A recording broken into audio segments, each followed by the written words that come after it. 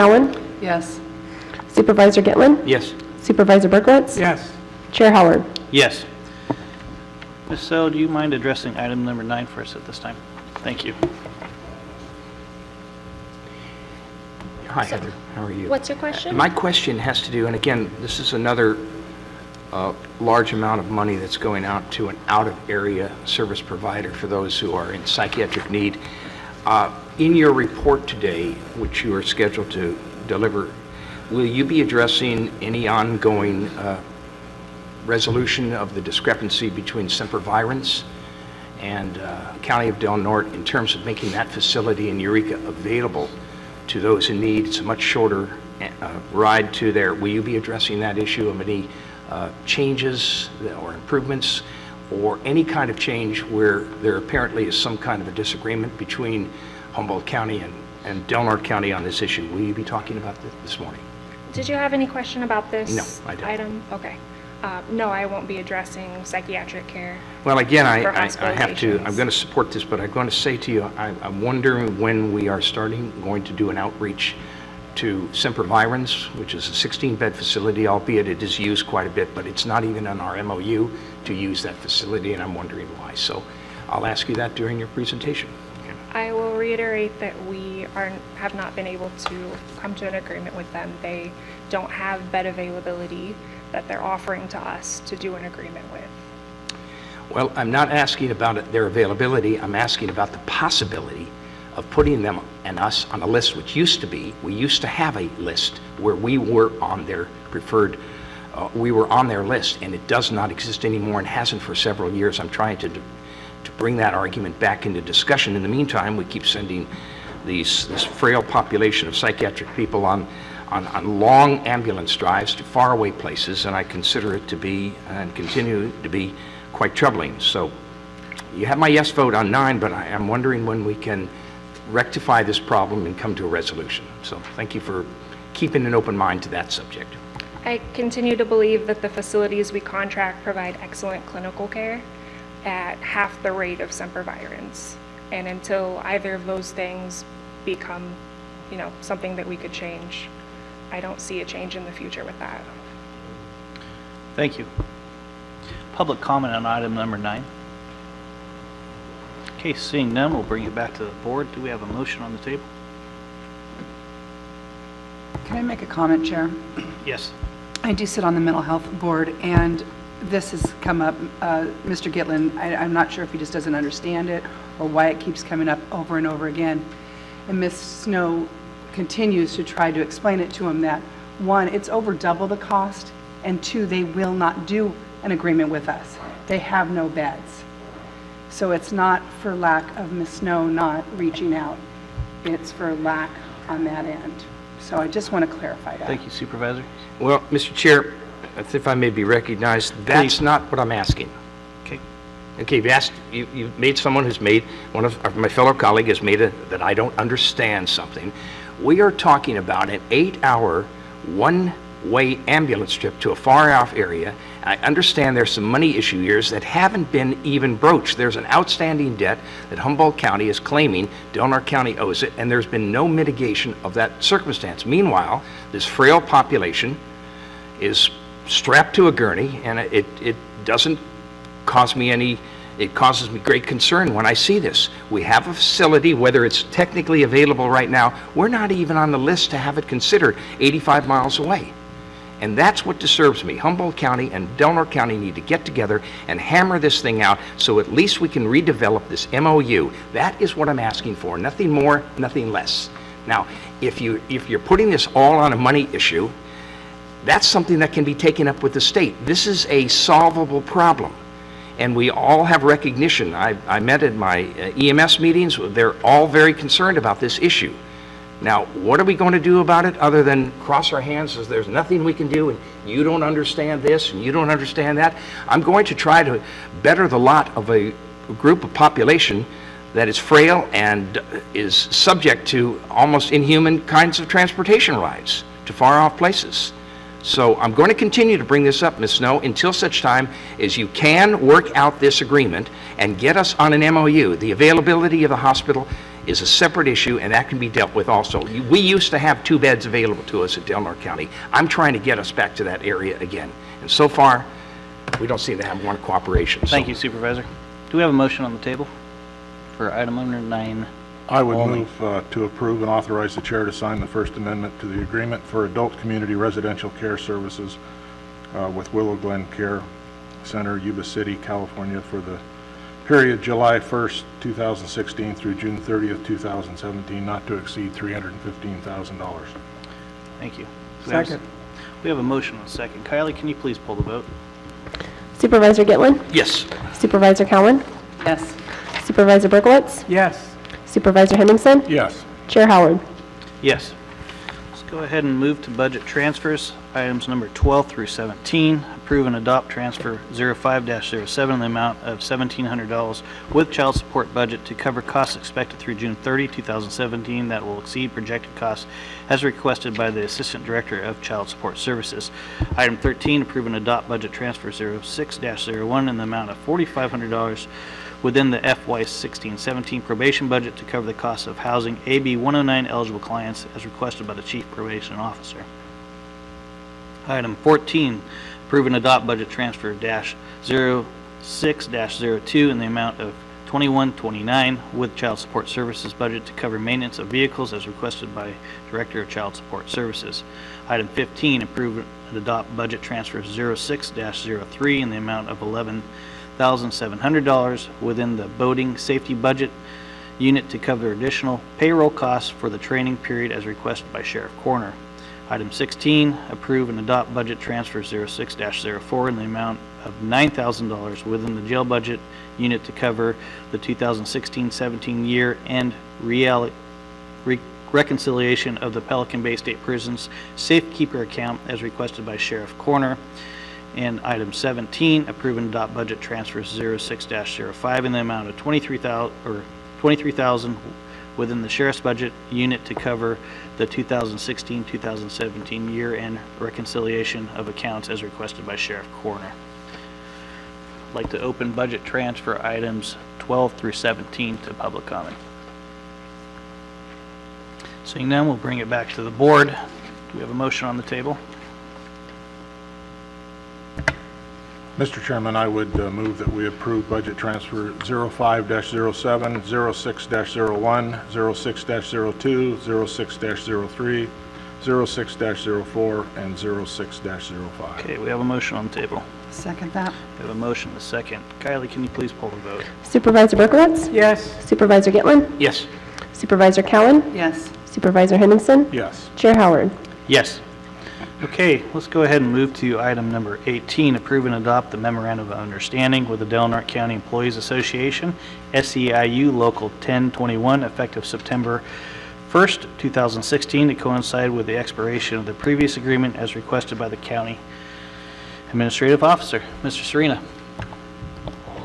Before you today is a recommendation to approve and authorize the signing of the agreement with SEIU Local 1021. As you're aware of, we've been in negotiations for several months, and this is the culmination of those negotiations.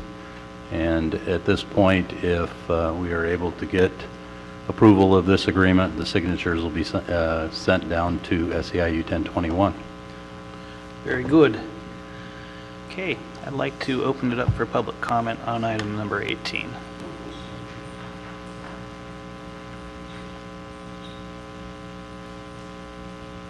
Good morning. Good morning. Norma Williams, Chapter President of Del Norte County Employees Association, SEIU 1021, and a proud Bay Area native for Golden State Warriors. After a year of contentious bargaining at the table and through direct action by represented county workers, we now have a tentative contract that improves union rights and protections, ensures dignity at the workplace, safeguards and clarifies leave rights, addresses minimum wage, and improves working conditions. Most importantly, we went from a negative 1.75 to a positive 3% COLA as a result of sticking to our guns and by progressive action by employees. We welcome working with you and your staff in those areas of common ground that concern us and our community. We look forward to meeting with your staff on addressing minimum wage and compaction. Keep in mind that the union intends to continue in its due diligence and fair representation in protecting and enforcing the contract on behalf of represented employees and in making sure that the salary survey that your staff discounted will be implemented by the county for its workers. Last year's study is by no means discounted by us. If you want to recruit and retain quality staff, you must pay your employees wages comparable to the 10 other counties. Today's contract is only but a step in that direction. I hope that we can work together in making sure that those who come to work for the county and for those of us who remain will do so because we provide fair, competitive wages ahead of all the rest. Thank you. Thank you. Additional public comment?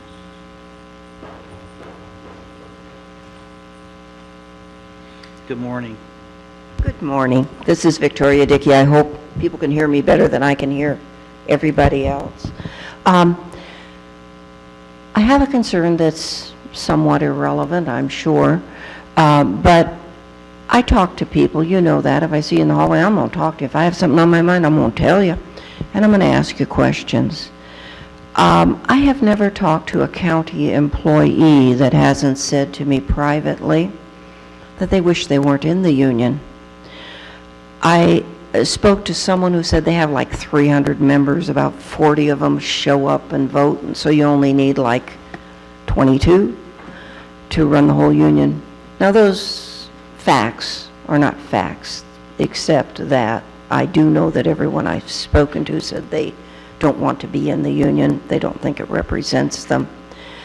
And I just ask you to take that into consideration. I don't know if there's any way that you could, how would I put it, force a vote to make sure that this is something that the county employees want that are in the union. This isn't going to happen with this, but I'm just opening a door to say, don't think they represent as many of the percentage-wise as many of the people that are even in their union as they seem to. Just thoughts, thought you should hear it. Thank you very much. Any further public comment? Okay, seeing none, we'll go ahead and bring it back to the board. Comments from the board? Seeing none, I do want to say thank you for both parties, both the administration and SEIU, for coming in together over a lengthy period of time. I know discussions were quite lengthy and argumentative at times, but I'm glad we got to a resolution. I know it's difficult when funds are limited. However, a resolution is best for both parties at this time, and I'm looking forward to this moving forward and us getting back to business. So I'd like to call for a vote. Anybody have a motion on the table? Mr. Chairman, I would move to approve and adopt the Memorandum of Understanding with the Del Norte County Employees Association, SEIU Local 1021, effective September 1st, 2016, to coincide with the expiration of the previous agreement as requested. Okay, we have a motion on the table. A second. We have a motion and a second. Kylie, can you please poll the vote? Supervisor Gitlin? Yes. Supervisor Berkowitz? Yes. Supervisor Cowan? Yes. Supervisor Hemmingson? Yes. Chair Howard? Yes. Okay, I'd like to briefly skip over 19 since I didn't see anybody from the Yurok tribe in the audience who may want to participate in that conversation. I'll move forward to item number 20 at this time, which is approve and authorize the Director of Community Development Department to prepare and sign a letter authorizing the use of the Hurdy-Gurdy Bridge Replacement Project as the related transportation funding needed for the Environmental Enhancement and Mitigation Program application, which, if approved, will fund improvements to the Blue Creek Salmon Sanctuary as requested by the Director of Community Development. I see that we have Ms. Kunstl in the room with us today. Good morning. Good morning. It looks like the recommendation pretty much summarized Yes, it did. the request. Sure did. Almost entirely. So yes, we were contacted by the Western Rivers Conservancy in order for them to be authorized to use a county transportation project as a component of a grant application. They need what they call the related transportation facility, which would be a project that we have completed or in the process of completing that would have some environmental impacts that they could use as their project could serve as a supplemental environmental mitigation to our project. And in this case, we are suggesting that they use our hurdy-gurdy bridge replacement project, which recently started under construction. It's a pretty good fit. The project for the Western Rivers Conservancy, if approved, will be a restoration work along the Blue Creek watershed. So if you have any questions, I'm available to answer them. Any questions from the board at this time? Okay, I would move for approval. We have a motion on the table. Second. We have a second. Okay, let's open it up for public comment. Seeing none, we'll bring it back to the board. Kylie, can you please pull the vote?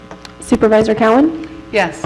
Supervisor Berkowitz? Yes. Supervisor Gitlin? Yes. Supervisor Hemmingson? Yes. Chair Howard? Yes. Okay, we're going to go ahead and take up item number 21, approve and adopt resolution, approve and adopt ordinance, direct the clerk, register of voters to place an ordinance on the June 5th, 2018 ballot for consideration by the electorate. And number 4, direct the clerk of the Board of Supervisors to publish the ordinance within 15 days after passage in a newspaper of general circulation with the names of the supervisors voting for or against the ordinance requested by County Council. Council? So at the last board meeting, the board opened up the public hearing for the term limit ordinance, and at this time the board, if it voted to do so, would adopt the ordinance. It would become immediately an ordinance. It would be published. However, it would need to be approved by the voters at the next general election in order to actually become effective. Thank you. Okay, we're going to go ahead and open it up for public comment at this time. Okay, we'll go ahead and bring it back to the board, seeing no public comment. Any discussion amongst the board? Okay, then I'll entertain a motion.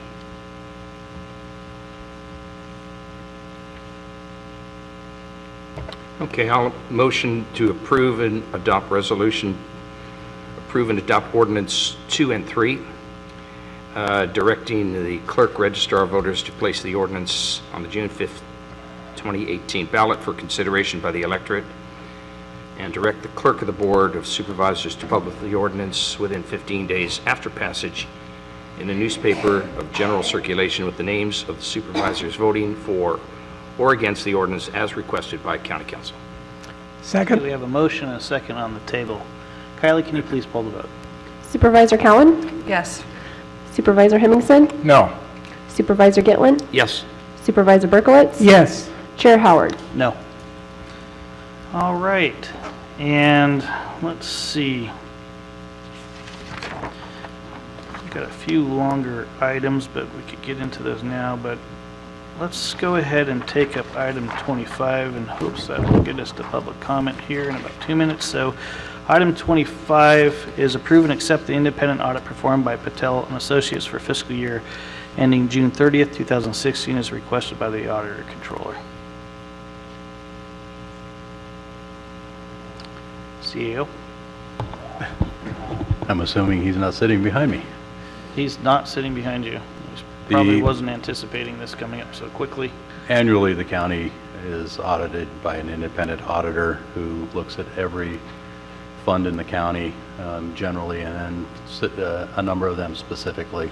This is the results of that, and it is the formal audit, and they're asking for the board's approval of the and acceptance of the audit.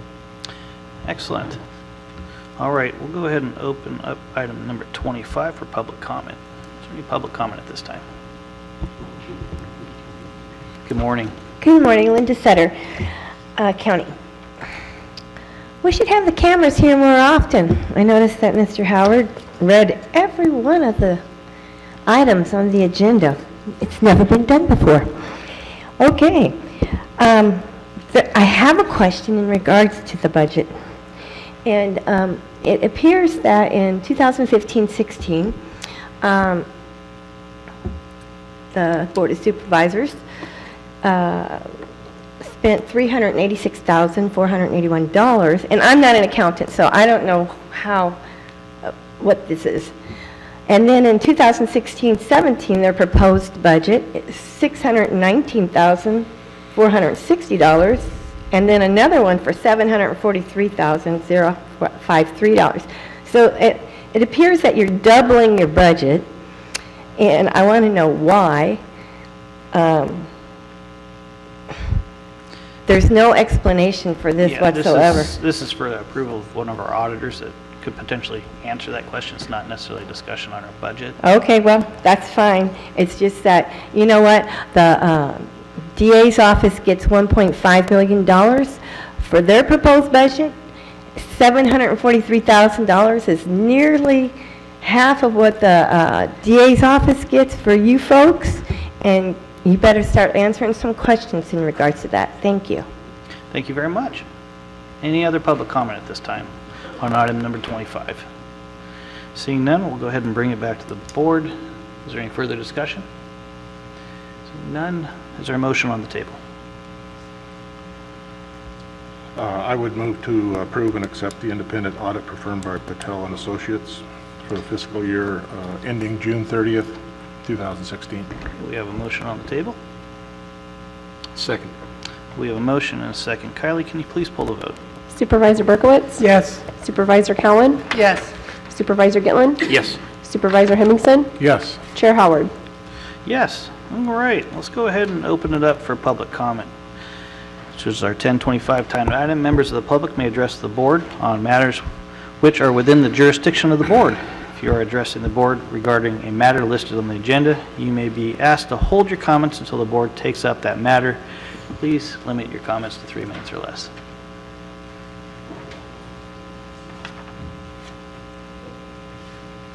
Good morning. Hi, Eileen Cooper. I don't know if I have the endurance to make it to the end of this meeting here. I sort of am addressing item 27 and 29.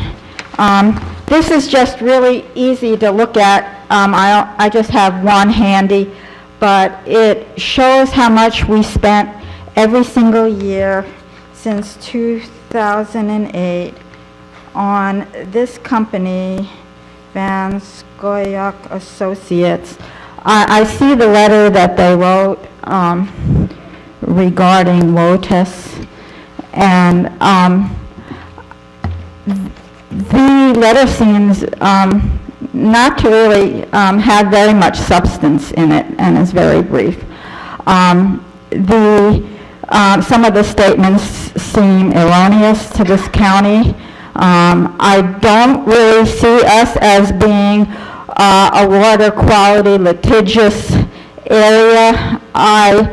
The only issues that have ever come before us, and I track them because I'm concerned about the environment, are possible pollution from septic systems, which we have to comply with no matter what, wastewater treatment plant issues, which WOTUS has nothing to do with. It was exempted, and agricultural pollution, which is not what WOTUS is about, and does not is basically staying clear of. California water quality rules are way above and beyond what WOTUS is about, and they're kind of trying to get the nation up to speed to California's performance. So this is not our battle. It's irrelevant to, really, it's kind of ridiculous for us to send this letter. And I find it lacking of information, and it really isn't worth $10,000. Here's what we're spending on this company. $60,000 every year. What for? I thought we have an administrator who could write a better letter than this. What's he doing? I resent spending $60,000 a year on issues that don't concern us. Here, you can take a look at it. It's one little chart since 2008. This letter is worth like $10,000. I don't get it. Thank you. And to clarify, the letter was actually written by our Community Development Department, who put some time and effort into it, and not by our representatives, Van Scoik and Associates, which is part of a separate agenda item. So appreciate the comments. Any further public comment at this time?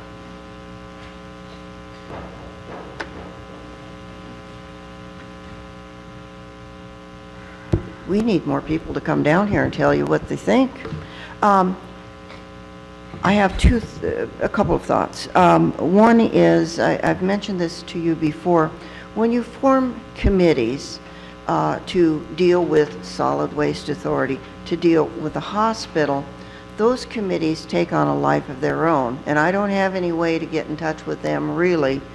All I can do is vote for you. You put in the committee, I'm done. I don't have any real say. Not that I necessarily have any real say here, but I don't like you giving away your power. I like to look into your eyes and say, why did you vote for that? Bob, you really want me to vote for you again? I can't do that with these little committees. I don't like them. I'd like to see you dissolve them. Getting to the specifics, I would like to see something done with the hospital. I believe that what we need is competition. We need to bring somebody else in here that we can. And I don't know what the hospital committee is doing about it. I don't know. They all seem to be so focused on the problem. They're putting what I call good time after bad. If you think Sutter gives a spit about what we think, go down to Santa Rosa and look at their hospital down there. Then look at this one. Go someplace else. They got a lot of hospitals. We're just kind of tail wagging the dog. They turn around, they say, nice little Del Norte County, we'll take your money. Recently, a friend was in the hospital for a couple of hours. The bill was $2,500. Contacted the insurance company. They negotiated it down to $503. That shouldn't have to be a matter of negotiation. It should be what the charge is. And I know the theories behind it. The more they charge, the more the federal government looks at them as viable, gives them things they wouldn't get if their bills weren't so high. That certainly doesn't service us well because we don't get the benefits of it. That's one thing. I don't want to see that get off your agenda just because you got a committee out there going, oh boy. The other thing is solid waste authority. Now, I've spoken to Gary privately, I've spoken to Bob, I've spoken to Roger, and I believe that Lori may have run on the issue of doing something at least about solid waste. I believe the authority should be dissolved. I am not against the joint powers agreement, but I have another thought. You guys have been talking, you've got number 22, law enforcement consolidation. Why not dissolve the city? If you dissolve, you can't do it, they can. If they dissolve that, law enforcement's taken care of. We got more officers, they can patrol everything. Solid waste is no longer this thorn in our side of, well, they own this, we own that, bills go wherever. I'm out of time. Thank you. Thank you very much. Any further public comment?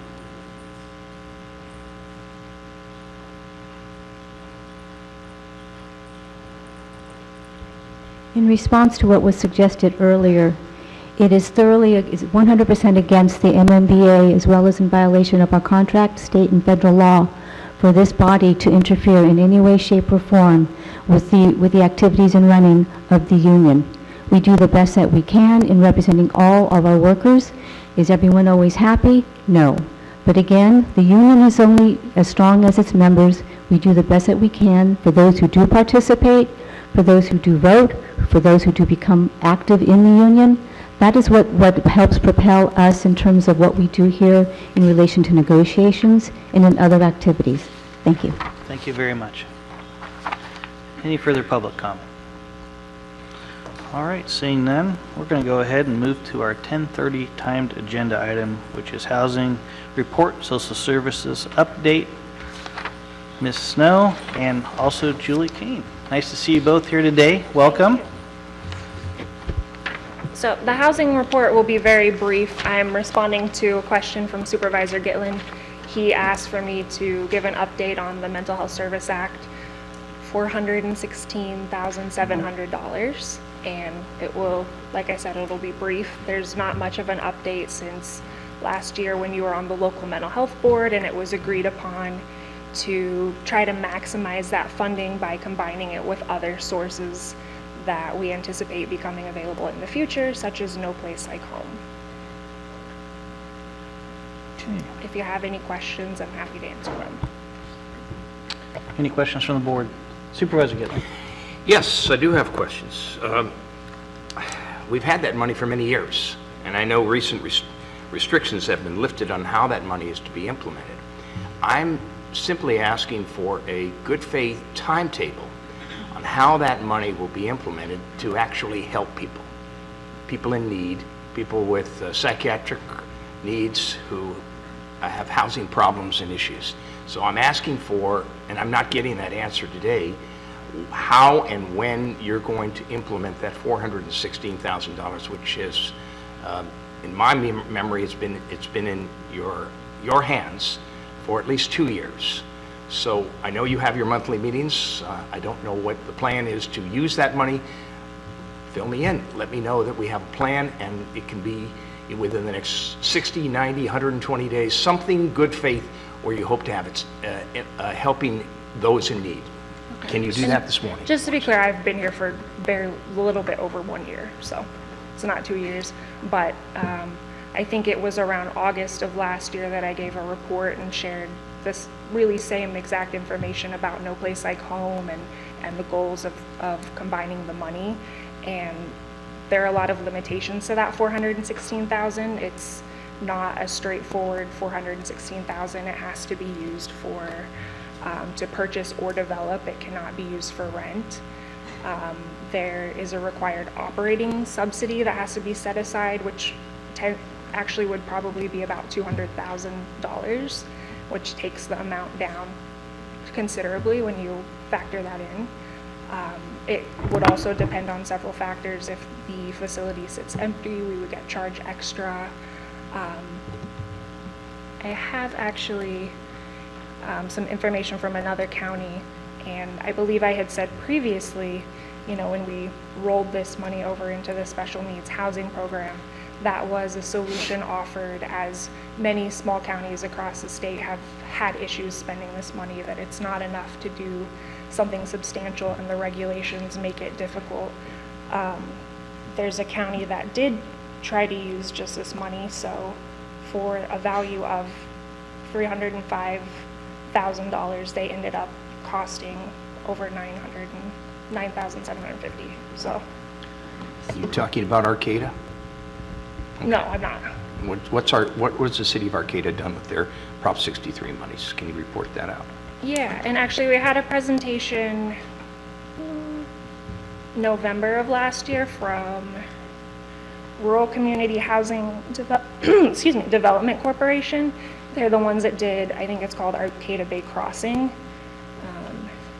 And I can share with you, they gave us a funding breakdown of basically a recommendation of how we could combine this Mental Health Service Act funding with other funding to maximize it. So they had the 3 times or 4 times as much as we did, and then they got a loan from the city of Arcata and several grants. So I have copies of these that I can share with you because they're ideas for the future that we may visit if we have this. Chris, can I chime in? You certainly can. Supervisor Cowan. So,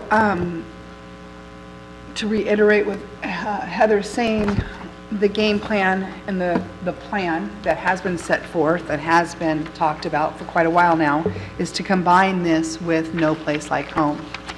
And so there is Supervisor Hemmingson and myself sit on that committee with Senator McGuire and the No Place Like Home, and we're looking at it with folks from the city as well as to whether or not we're going to go after that funding. And then if we find that it is beneficial to our county, then this money that you keep asking about is going to be combined with that, so that we can get our best bang for the buck, so to speak. So at this time, there is a plan, there has been a plan, and we're moving forward with that plan. We had a meeting, Hamilton was about 3 weeks ago. We have another one hoping to be coming up in the next week or two. We can report out at that time from that meeting if you'd like. I can let you know where we're at. But at this point, the last meeting, we had a lot of questions that were answered, and we're still in the process of going after the funding for No Place Like Home. Again, this money needs to be used for chronically homeless. It has to be used for building. So we, as a county, need to make sure that we have funding to keep it ongoing and that it works well for what we need here. Great. Thank you, Supervisor. I do believe that'll be a good discussion to have in the future when you guys have further information on that issue. Appreciate the Senator's time in helping to coordinate efforts between the city and the county on how best to leverage and utilize those funds. Any further comment from the board before we open it up to our next presenter, which I believe Julie you'll be presenting next. Okay, Julie, can you approach the dais? I'll introduce her. Julie's here today, thank you. So a few months ago, we had some contracts that came forward that you had questions about, and it was commented that you would like some more qualitative data. So Julie Kane, who's the program manager for social services today, is here today to provide that. So her presentation includes a couple of short videos, and these are of individuals that have received our services. They're adults now, and they've signed consent that they wanted to share these videos with us. They're actually very enthusiastic about sharing their stories and really deserve to be very proud of what they've accomplished with the support of these programs. So lastly, I'd like to make sure that you know the staff who work with these clients are incredibly skilled and dedicated, and they do see many success stories. It unfortunately is more common to hear the negative stories, and due to the nature of the work, we're not able to comment on those. So I'm happy today to be able to focus on some happy, successful things. So Julie will share that with you. Thanks. Good morning, Julie, and welcome. Good morning. Yeah, there's a little difference there, isn't there? She is. So I have, like I said, I have a short PowerPoint presentation. I'm Julie Kane. I am the program manager for social services branch, so which includes the foster care and adult protective services. So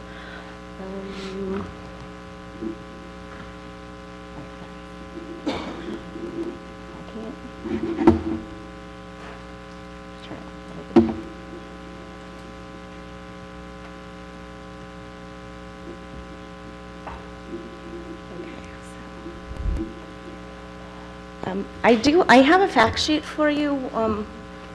California Fostering Connections to Success Act is the bill that extended foster care services to the population from 18 to 21. So I will. And what that did is it amended the foster care to allow that federal funding to be used for dependents and wards of the court beyond the age of 18. So it can provide them that support services and allows them to gradually become fully independent adults, and helps them with their housing, education, employment, leisure activities, while ensuring that they have some level of connection to adults and services. So there's some basic eligibility criteria that they agree to participate in, and some housing options that open up to them once they become 18 and agree to enter into these services. And so it helps them to remain in school, whether it's finish high school, go to college, get employed, or remove barriers to employment. And if they have some other conditions that may make them not able to, some medical conditions, to be independent right at 18, it allows them to stay with a social worker and program support until they're at the age of 21. So since we've implemented in 2012, the legislation came through in 2010, but we implemented in 2012, we've had approximately 25 young adults remain in care through probation and child welfare, and they've entered into a variety of housing options. Some of them have remained in relative care or in a foster home. Others have moved into what's called transitional housing, which is a supportive living independently in an apartment, and some have moved into what's called the Supervised Independent Living Program, and that's allowing them to maybe be a roommate or rent a room, have money to help them live in a college dorm. Some of the things that parents would support, this program helps support these 18 to 21-year-olds. So what we do have is a couple of short videos of some of our successful participants who wanted to share their stories. So.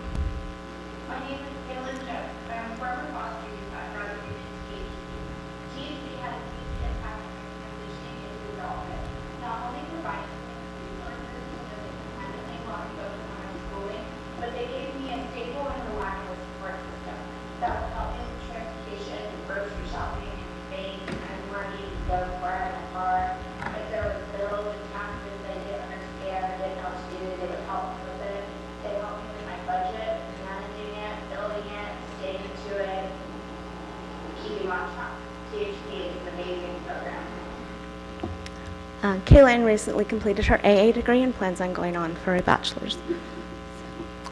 And this is Rainbow, another one of our successes. Hi, I'm Rainbow, and I was in the THP program for about 3 years.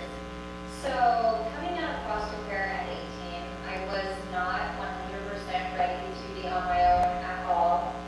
I was struggling to get my life back together. I went through many homes. I had addiction issues, which was really rough. Well, I moved to Utah about 1.5 years ago, and I've been able to maintain an apartment, a job, a good job at that. I'm making $17 an hour. I work retail. I'm very good at it.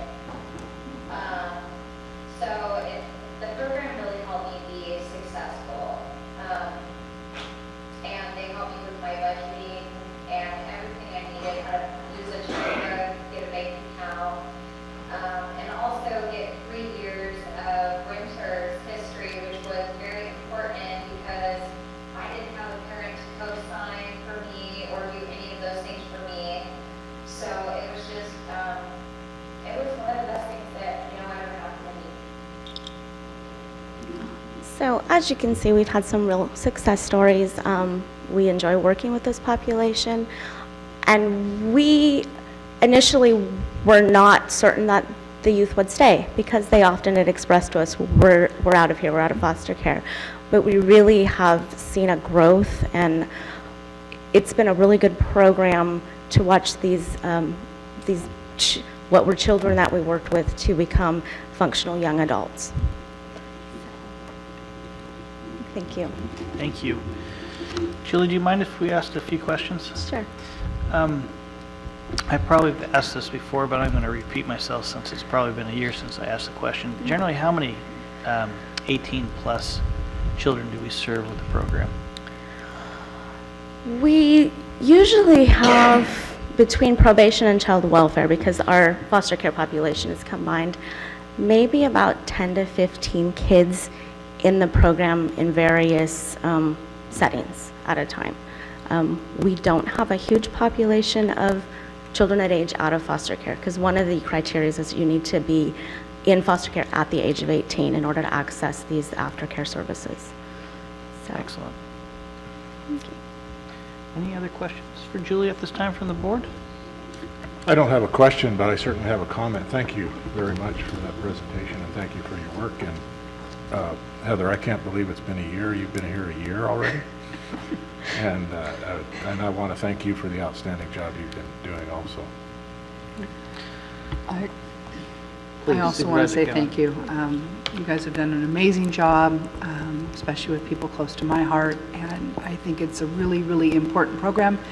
And I think it's really important that we don't forget the kids that 16. We just had this conversation in mental health with Coastal Connection.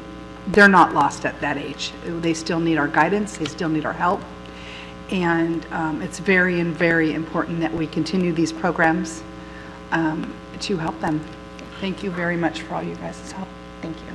Excellent. Thank you, Julie. I'd like to open it up for public comment at this time. Okay, seeing none, we'll go ahead and bring it back to the board. Since there's no action to be taken, We'll go ahead and move on to our 10:45 timed item, which is conduct a public hearing to discuss revised amount of community development block grant program income to complete the necessary on-site infrastructure work for the connection of the West Park property to the Northwest Sewer Lift Station, adopt resolution approving the use of up to $110,000 in program income funds, and 3, authorize county administrative officer to begin procurement process to obtain contractor to complete on-site infrastructure work. I see we have Tony here. Good morning, Tony. Good morning. As you know, I was back before you back in April to obtain the utilization of up to $82,000 to complete the on-site infrastructure over at West Park, or Crashers. I'm back before you today to obtain your approval to utilize some additional program income for the project, which will facilitate the ultimate connection to the city facilities. And the reason for the use of potential additional funding is that we've been seeing bids come back higher than normal. And we want to make sure that we have enough funds available if the project does bid out higher. So we're seeking approval to revise the amount of program income from $82,000 to up to $110,000 as a result of the increase in cost for similar projects. Also, I'm before you today to confirm that the proposed activities, which is the on-site infrastructure for the connection of the park to the lift station, continues to cause a finding of no significant impact on the environment, and that the previous environmental work that was completed and the environmental assessments have been reviewed again and posted for the appropriate time period, and that it continues to show no changes. And we will continue to meet the requirements of the National Environmental Policy Act, which is NEPA. So with that, if you have any questions. Great. Any questions for Tony at this time? Seeing none, let's go ahead and open it for public comment. Okay, seeing no public comment, we'll bring it back to the board. Do we have a motion on the table? So moved. A motion? Second. We have a motion and a second. Hallie, can you please pull the vote? Supervisor Hemmingson? Yes. Supervisor Cowan? Yes. Supervisor Gitlin? Yes. Supervisor Berkowitz? Yes. Chair Howard? Yes. All right. And then we're going to go ahead, since we're a little early, to our 11 o'clock timed agenda item, which is approve and authorize the chair to sign a letter of support for AB 668, which places a bond measure on the June 2018 ballot for voter approval to appropriate $450 million to replace aging voting systems in California's 58 counties, as requested by the county administrative officer. Mr. Serena? Well, it's relatively well explained. There is a process in place that has required certification of voting machines, and this is a solution that's being brought forward through the legislators to hopefully offset some of the cost of these mandates. Very good. Thank you much. Go ahead and open it up for public comment on item number 26. Linda Sutter, County. So the state wants to take out a $450 million bond for new voting machines. Is that accurate to say? Anyone? Well, no. Thank you. I don't want my taxes to raise. Do you? Thank you. Further public comment? Okay, we'll go ahead and bring it back to the board. Any discussion at this time? Mr. Chairman, I would move to send a letter of support for AB 668. I'll second that. We have a motion and a second. Kylie, please pull the vote. Supervisor Berkowitz? Yes. Supervisor Gitlin? Yes. Supervisor Cowan? Yes. Supervisor Hemmingson? Yes. Chair Howard? Yes. All right, we'll move to item number 27. Approve and authorize the chair to sign and send a letter providing comments and additional information regarding the Environmental Protection Agency's review of the definition of waters of the United States under the Clean Water Act as requested by the Natural Resources Committee. Jerry and I do sit on the Natural Resources Committee. We don't have anybody here from Community Development Department at this time. The Clean Water Act, in many respects, has complicated the ability for businesses throughout the United States over many years, as the definitions have expanded to basically expand what we define as certain classifications of water and how that impacts regulations over businesses trying to do business within said classifications of waters.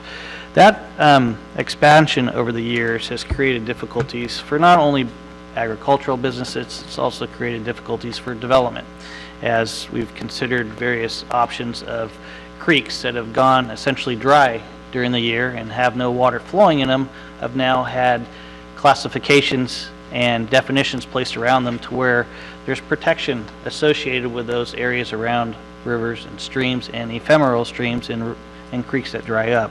These restrictions have presented complications over the years, and this is an opportunity for us to weigh in as requested by the Environmental Protection Agency within a period of time that would allow us to respond to their public comment period, which I believe was due on June 16th this week.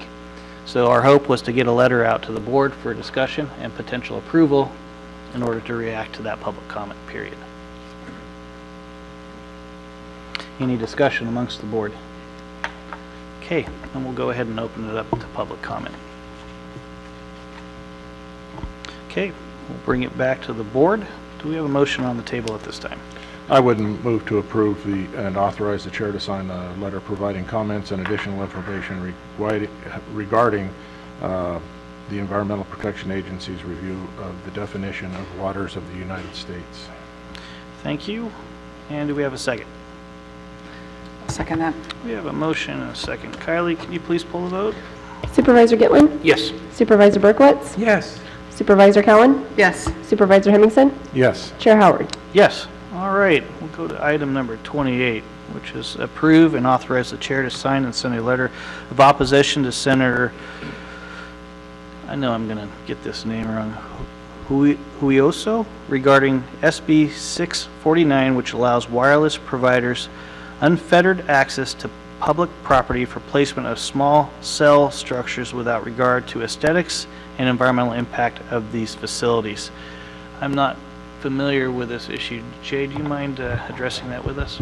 The proposed legislation is for small cell structures within counties, and it actually puts additional regulations on what a county can do. So it takes away from some of the discretionary actions that can be done regarding cell towers and small cell structures. In the opinion of county staff, this is a poorly written legislation, or it's actually a negative legislation that would affect the independent nature of our planning department and the ability to permit. So it takes away some of the local control.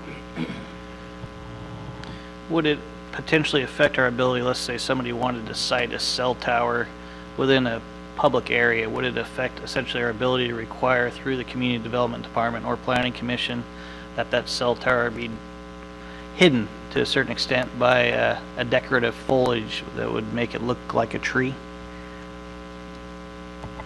I believe it does limit the conditions that can be placed on them, whether it gets down to to that level of whether it looks like a tree or doesn't look like a tree. I still believe that there is some permitting requirements, but what it restricts is the ability to prevent them from going into certain areas. It requires different decisions to be made, resolutions to be made, because, that are not there at this point. Mm-hmm. So, the typical situation with a planning or permit process with cell towers has involved the neighborhoods and sometimes public facilities that are around those. When you limit those, you essentially take away that local control. Aesthetics can be one of those things.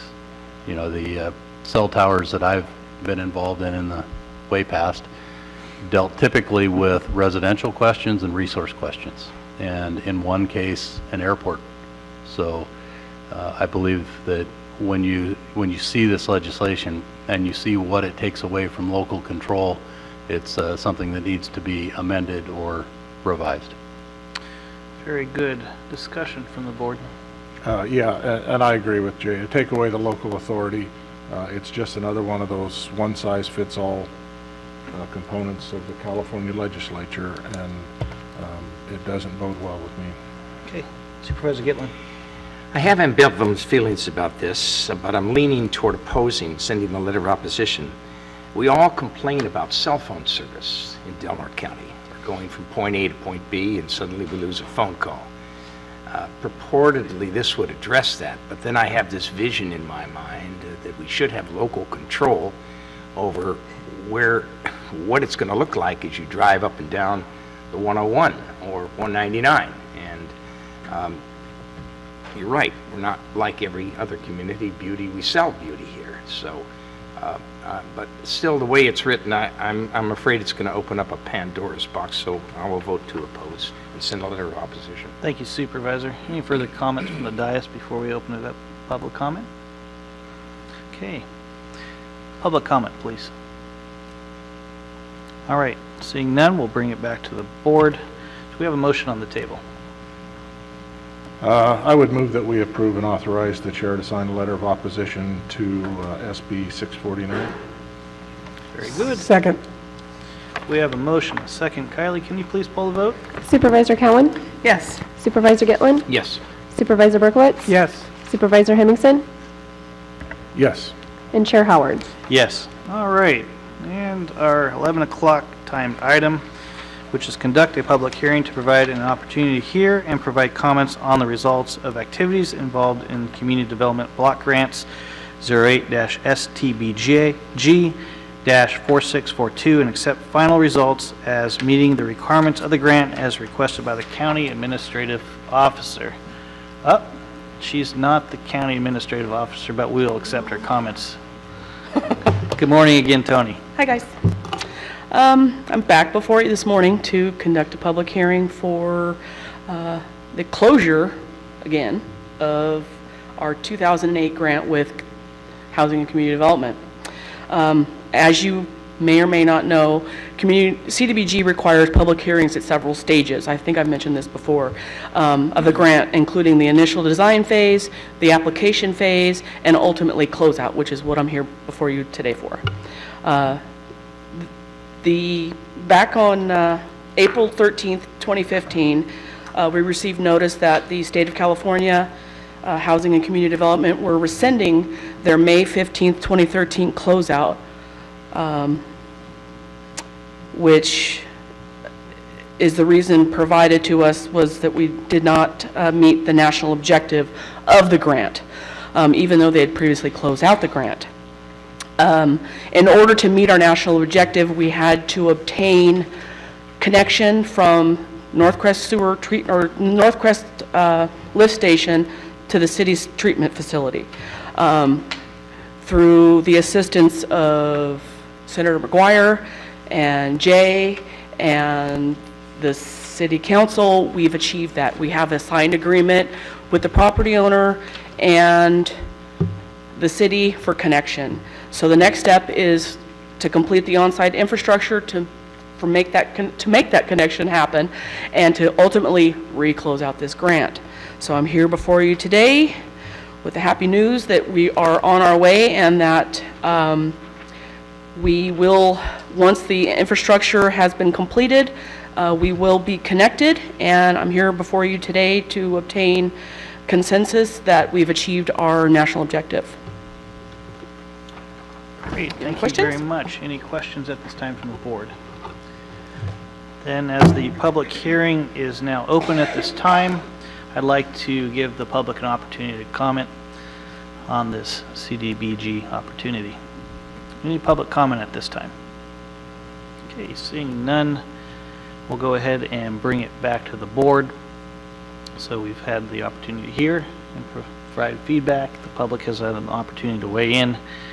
Do we have a motion on the table at this time to accept the final results as meeting the requirements of the grant.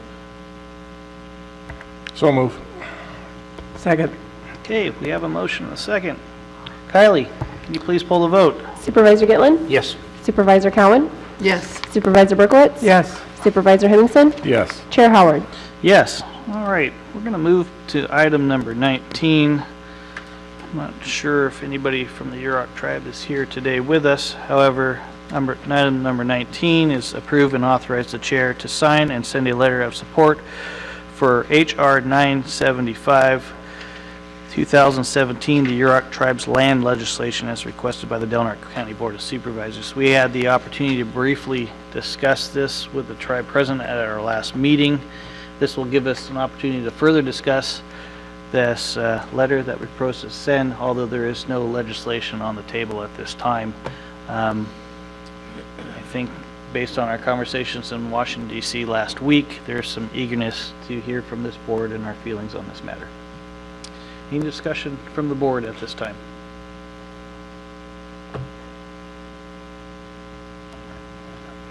Yeah, I have a little bit of consternation over this bill. I don't have a big issue with the experimental forest portion of it. There's no tax implications there, but I am a little concerned about the expanding of the reservation boundaries, not only because of the possibility of putting that land into trust and not receiving any tax money, but the other side of that is that there's an awful lot of property in Humboldt County, and I would hate to support something when I don't know what the other county's position is on this particular item. So it seems to me most of the land is in Humboldt County, and I would hate to be the one that's supporting something that they may or may not want to do. Sure. CEO, are we aware if Humboldt County is currently addressing this issue or plans to address it in the near future? I'm not aware of them addressing it right now. Okay. Is anybody from the board aware? Supervisor? Okay. Supervisor Cowan? Well, I agree with Jerry in that we were discussing, not Jerry and I, but I was talking to Jay about this, and when they were here last, they made it clear that they weren't going to harvest and take away any tax money, but I guess I'm going to want to know more of a guarantee. And I was hoping someone would be here today so we could ask that question, and they're not. So I'm now not comfortable with approving it. And then Jerry brought up, or Supervisor Hemmingson brought up a good point as well. How does Humboldt feel? Right, and I did communicate with Amy Cordalis prior to this meeting, actually on Tuesday last week, and had a series of communications with her, making sure she knew this item was on the agenda and would be heard today. I'm kind of surprised nobody from the tribe is here at this time. If the board so chooses, we could table this for further discussion until maybe our next meeting, so the tribe is represented at that time, if the board is comfortable with that motion. I'm comfortable with that. Supervisor? Supervisor? Okay. Very good. We'll go ahead and table item 19 at this time. CAO, if you don't mind reaching out to maybe Amy or one of your other representatives from the Yurok tribe and see what happened. We do have some questions. It'd be nice to get them back in front of us. Thank you. Okay, we're going to go ahead and move on to item number 22, which is discuss and take possible action on the formation of an appointment to an ad hoc committee to discuss and bring back to the board recommendations regarding law enforcement consolidation with the city of Crescent City. Recommended committee members, Chris Howard and Jerry Hemmingson, as requested by myself, Chair Howard. At our city 2x2 meeting, which was last week, we had a great deal of discussion which has been taking place for quite some period of time about consolidated efforts as related potentially to budget shortfalls, not only within the city's budget, but also within the county's budget, and just being smart on how we spend money moving forward into the future and how it impacts our residents, not only within the city limits, but also within the county. As most of us here on the board feel and hear through phone calls, emails, text messages, is that oftentimes law enforcement services, folks feel that they don't get the necessary service that they feel is due, and response times are slow. So one of the ways that both the city and the county, through our 2x2 committee, thought to address this and explore options is try to revisit some of the issues that were brought up about 6 or 7 years ago. There was quite a bit of work done on this issue by our previous sheriff, Sheriff Wilson, also Mike Sullivan, former Board of Supervisor, and at the time, Police Chief Douglas Black. All three sat down for a period of probably well over a year and ironed out these questions. Everybody felt it was extremely reasonable to bring this back forward. After having some discussions specifically with the mayor of Crescent City, Mayor Enscore, and then in addition, our current sheriff, Sheriff Apperson, and also Police Chief Ivan Messel, it was agreed last year that when the timing was right, we try to bring this back forward to have some serious discussion and do it in the form of an ad hoc committee that would allow us to really dive down deep and focus in on this issue and bring a report potentially back not only to the 2x2 but to our various bodies and finding out what essentially the results were of our discussions, and with hopefully some recommendations to move forward in a manner that would help the city and the county explore what the potential for consolidation of law enforcement services might mean. In hopes, by having this discussion with the committee, we could really start to see potential savings down the road in tight budget times. So with that, I'd like to open it up for discussion with the board. Any discussion at this time? Okay, seeing none, we'll go ahead and open it up for public comment. Okay, seeing none, we'll go ahead and bring it back to the board. Do I have a motion on the table?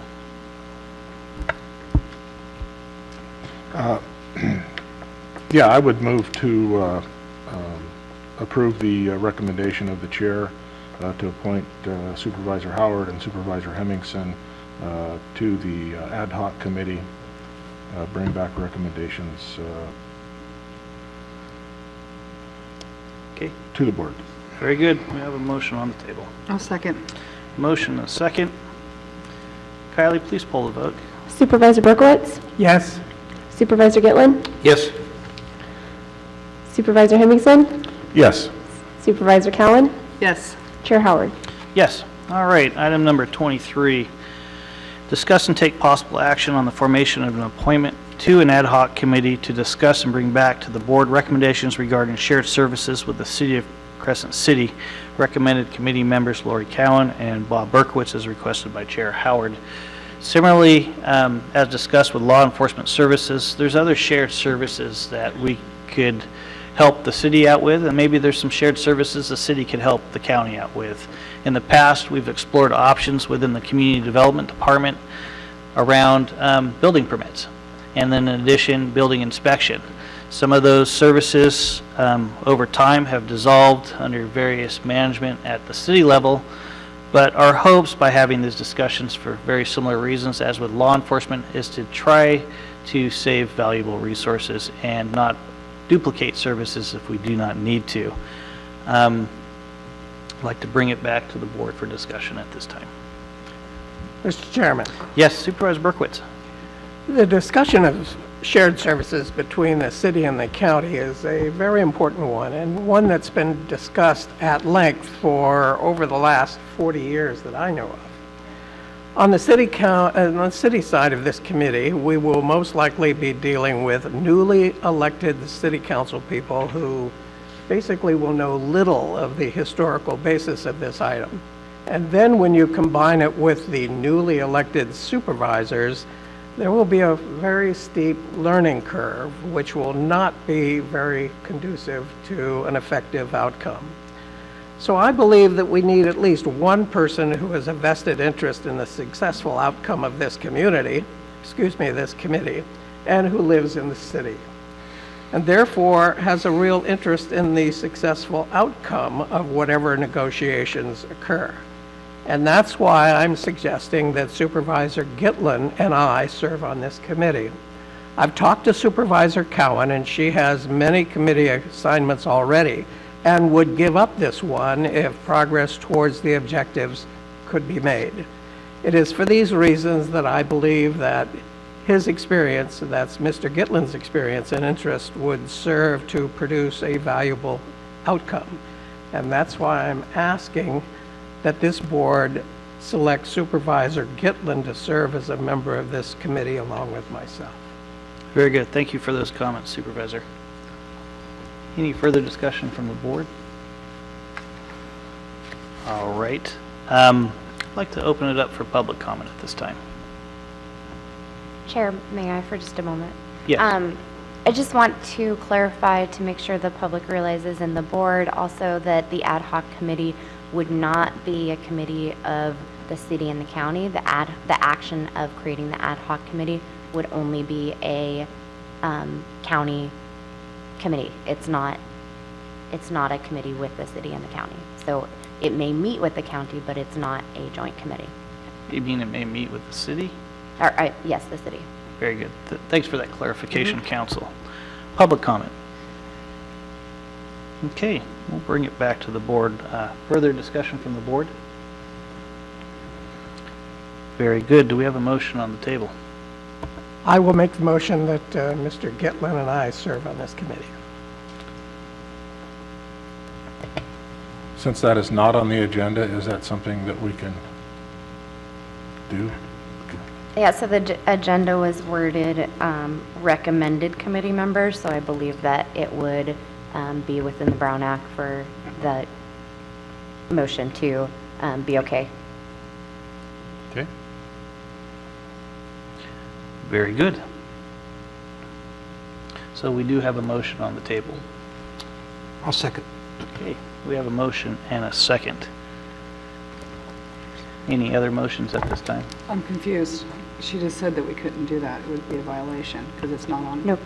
You can because You can because it's a recommendation. Oh, because gotcha. it was worded recommended committee members, so another. Very good. Thank you. And I would make a motion that we keep the committee members as requested by the chair. Okay, we have a motion, second motion on the table. I'll second the second. Okay, we have a motion and a second. Second motion, I believe, goes first. Is that correct, Council? Yes. Okay. Kylie, can you please pull the vote on the second motion by Supervisor Hemmingson and seconded by Supervisor Cowan? Supervisor Gitlin? No. Supervisor Berkowitz? No. Supervisor Hemmingson? Yes. Supervisor Cowan? Yes. Chair Howard? Yes. All right, we're going to go ahead and move to item number 24, which is consider miscellaneous legislative and budget matters pertinent to the County of Del Norte. Authorize the chair to sign and send appropriate letters with respect to matters pending before the state and federal governments.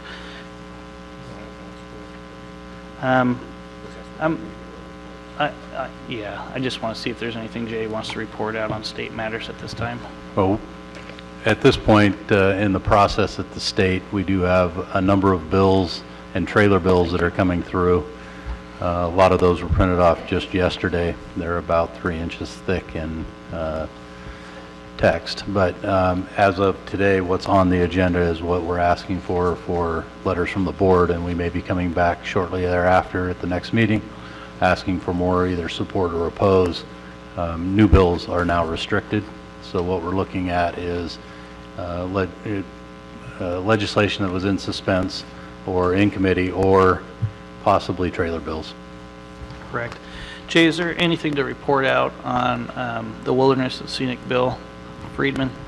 I don't have anything new right now.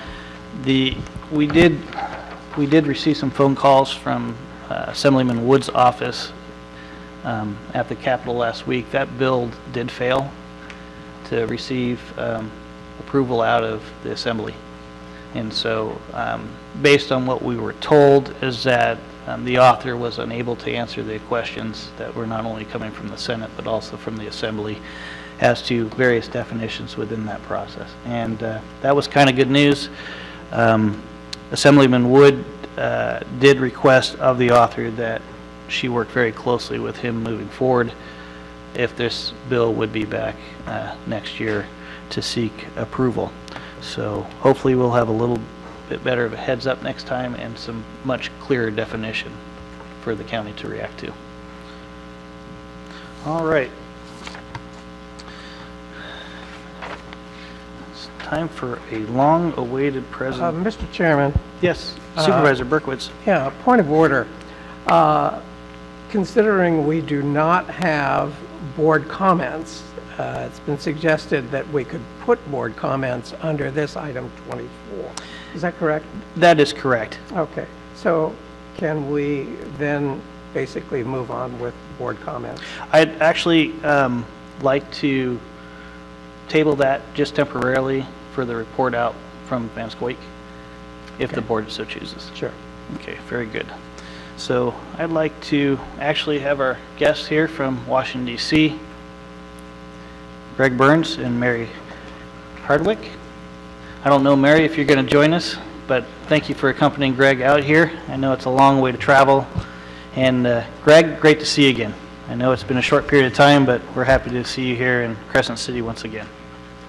I was just about to say that it's been a long time since I've seen you. It's all of 4 or 5 days, right? 4 to 5 days. Welcome. Hi, my name is Greg Burns. I'm with Van Scoik Associates in Washington, D.C. I work on behalf of the county. How are you? I hadn't said it yet. But. Yes, ma'am. How are you? Good. I've lost my train of thought somehow. That's okay. I'm sure you'll get back on track. We watched you function in Washington, D.C. last week. It's quite impressive. We obviously appreciate your time and your efforts, not only for the city of Crescent City, but also Del Norte County and our legislative platform, which has been I know, a top priority for your firm for quite some period of time. And my hope today with this presentation is that you'll be able to cover many of the things that we discussed with our representatives last week, and then also the importance of some of the meetings that we had with the agencies like Federal Highways and the important projects like Last Chance Grade. So right, please absolutely. feel free. So I did want to say that, we didn't schedule this visit by our firm, myself and my colleague Mary Scott Hardwick, to time it in any connection with the trip that you all just made, total happenstance. In fact, I think originally you guys were going to come out earlier, if I recall, in June or maybe May originally, but we were always scheduled for this date in terms of my visit. So just happenstance, but I think it's quite appropriate because it does give us an opportunity to very quickly recap the visit that several of you made, the two of you made to, along with the mayor from Crescent City, made to Washington last week. You were in town for essentially a day of meetings. It was very quick. We had, I think, 9 meetings that we had set up on your behalf. And actually, as I've said to Supervisor Berkowitz on the phone, one of the challenging things about setting up this itinerary for you was to figure out what to leave off. Because I knew, for instance, that you'd have expectations, just to use pick one person in particular, have expectations to see Mike Thompson, for instance, given the fact that he did represent the community for so long and was involved in so much on your behalf. But that meant essentially that we were deciding not to see someone else or visiting with a committee or seeing another federal agency. So we had to make a lot of really hard choices with regard to how we were going to structure the time. Jerry and Supervisor Howard, you all know that there was not a lot of time wasted. You probably left your hotel at about 8:45 or so, and I think we finally said goodbye at about 5:45 in the evening. Thankfully for Congressman Huffman, he was kind enough to schedule our meeting with him during lunch, and then he actually took us out to lunch. So it was really kind of him to do that, because frankly, we wouldn't have had time to spend the amount of time that we did with him otherwise if he hadn't been able to schedule it for that time. Or I wouldn't have let you all eat, which, then by 5:45 you would have been quite cranky. But we did have a number of meetings. We met with the Department of Transportation. We actually met with 2 groups within that agency. We met with a number of members of Congress in person. We met with some key committee staff who deal with road projects. We also met with the Forest Service and Department of Agriculture Rural Development to talk about the tri-agency loan that's an outstanding issue. So overall, I thought the trip was very well received by those that we met with. In fact, one of my favorite parts of the trip, frankly, was hearing a staff member from the Department of Agriculture actually say, and I'm going to quote this, "Jerry, we meet a lot of people, but I am going to remember you." Unprompted as we were leaving the meeting. And that kind of result, frankly, in those personal relationships are what help you all be more successful in Washington. You help us be more successful on your behalf, frankly. I've long advocated to the county administrative officer, even before I think, Jay, you had this position, that it's important to be in Washington yourselves. And for a number of years, you had Supervisor Finnegan, who would carry the torch on your behalf. And I'm going to talk about some meetings that we had with the former Supervisor Finnegan in the past that were really valuable, but I think it's important to keep that up. So first thing I would note, and this is one of the first things actually that we spoke about when we spoke on the phone after your election, Supervisor Cowan, was I do think it's important that you do make these trips an annual event. I know they cost a lot of money. I know it takes a lot of time. You both have your own lives here in town. To just get up and leave for 3 days is very difficult. But I really do think that it enhances our ability to be successful on your behalf. And I think it improves your chances of increased success in the future. In terms of things that we talked about, it's no secret. You all know what your priorities are. You tell us what your priorities are. We simply carry those out. Your priorities right now for this trip, we determined, were last chance grade, secure rural schools legislation. We talked about the essential air service. We talked about forest management issues. We talked about the outstanding loan issue the tri-agency has. So we covered the priority issues. It's no surprise as to what they are. The community knows what they are. You simply had an opportunity to put a face, a personal face with some of those issues. I thought that among the most useful meetings, apart from those with your members of Congress, were those with the agencies. Department of Transportation, we were able to hear about their development of a new program and new funding opportunity that should come out in the next 2 months that we weren't guaranteed anything because of course they haven't finished the regulation and the Secretary has yet to sign off on them. But they may offer a new opportunity to help, potentially streamline some project review processes, and it would be like a pilot program where they would take some test projects and potentially use those to highlight innovative approaches to streamlining environmental review. So in fact, that alone, if it does become an opportunity and is something that we can apply for with respect to last chance grade, would be a really positive result of the trip. I think we were also able to make a really strong impact with regard to the USDA loan issue. Again, we got some key information that we basically need to wait for just a bit on pushing that issue any harder. They're developing internal policies and procedures to hopefully have a process in place so that they can then forgive loans such as the one the tri-agency has. They were only given the authority back in, I think it was 2015, to actually forgive those loans. They have yet to exercise that authority, and they're going to develop the processes and the policies in order to consider those and do those in the future. So again, overall, I think it was a very valuable trip. I appreciate you both taking the time to come. I would like to see you and/or other representatives of the board in the future in Washington, and I hope we can do that together again.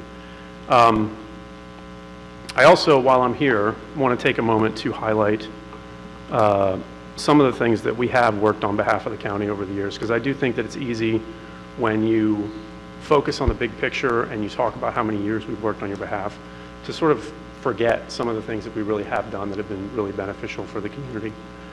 I mentioned a trip by former Supervisor Finnegan. He was once in Washington, and we were able to have a meeting that we set up with the Army Corps of Engineers, because at the time you could stand in the federal channel at low tide and not get the bottom of your shorts wet. And it was that shallow. Or did I say high tide? I meant low tide. I don't know, whatever I said. Low tide, excuse me. So the harbor needed to be dredged. We all knew that. And we had for 2 years worked to get, at the time we still had earmarks, had worked to get earmarks included in funding bills supported at the time by Senator Feinstein, Senator Boxer, and Congressman Thompson. However, the 2-year marks, unfortunately, were still leaving us short of the amount of money that we needed to get the project done.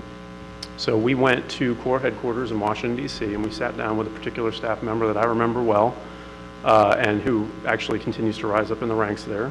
And that person said, have you had a disaster in the past couple of years?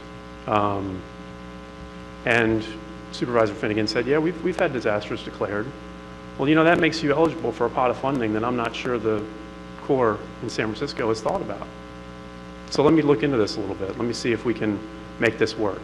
And then I think, Supervisor Hemmingson, you may have gone down to San Francisco, or someone went down to San Francisco to meet with the Corps. I'm not sure who exactly it was because I wasn't at that meeting. But you were able to follow up on that, and we were able to get you an additional $2.25 million in supplemental funding that otherwise the Corps in San Francisco wouldn't have thought of. And that's the kind of value that we bring.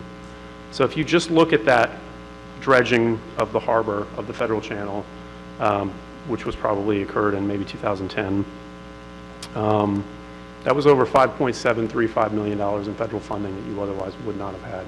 Now, arguably, you could have gotten the earmarks. The congressmen and the senators would have supported those efforts. But nobody else was in that room at the Corps of Engineers and headquarters. Nobody else had set up that meeting. Nobody else was in Washington. That was what we do. That is what we do. It's a perfect example. And it pays for our contract multiple times over. So we're really proud of that. We're really proud that we've been able to provide that very specific value, along with a host of other things that I'd like to run through. This is Supervisor Hemmingson's favorite subject, hurdy-gurdy. While that purchase has obviously gone through, we were successful in having actually $1 million in federal funding to push that project forward, removed from federal legislation for a year to give the county time to negotiate a deal at the time with the landowner, and also having the assistance of some of your congressional delegation. While, you know, obviously that purchase did go through, we did delay it. We offered you all an opportunity to try to get something out of it.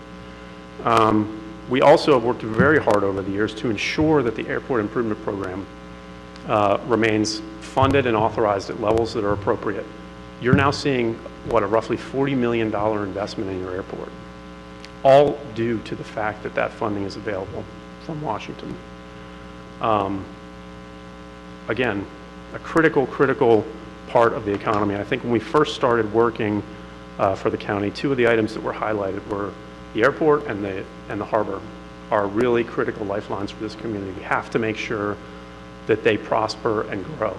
And we have continued to focus on those things, both through the dredging as well as through various programs at the airport.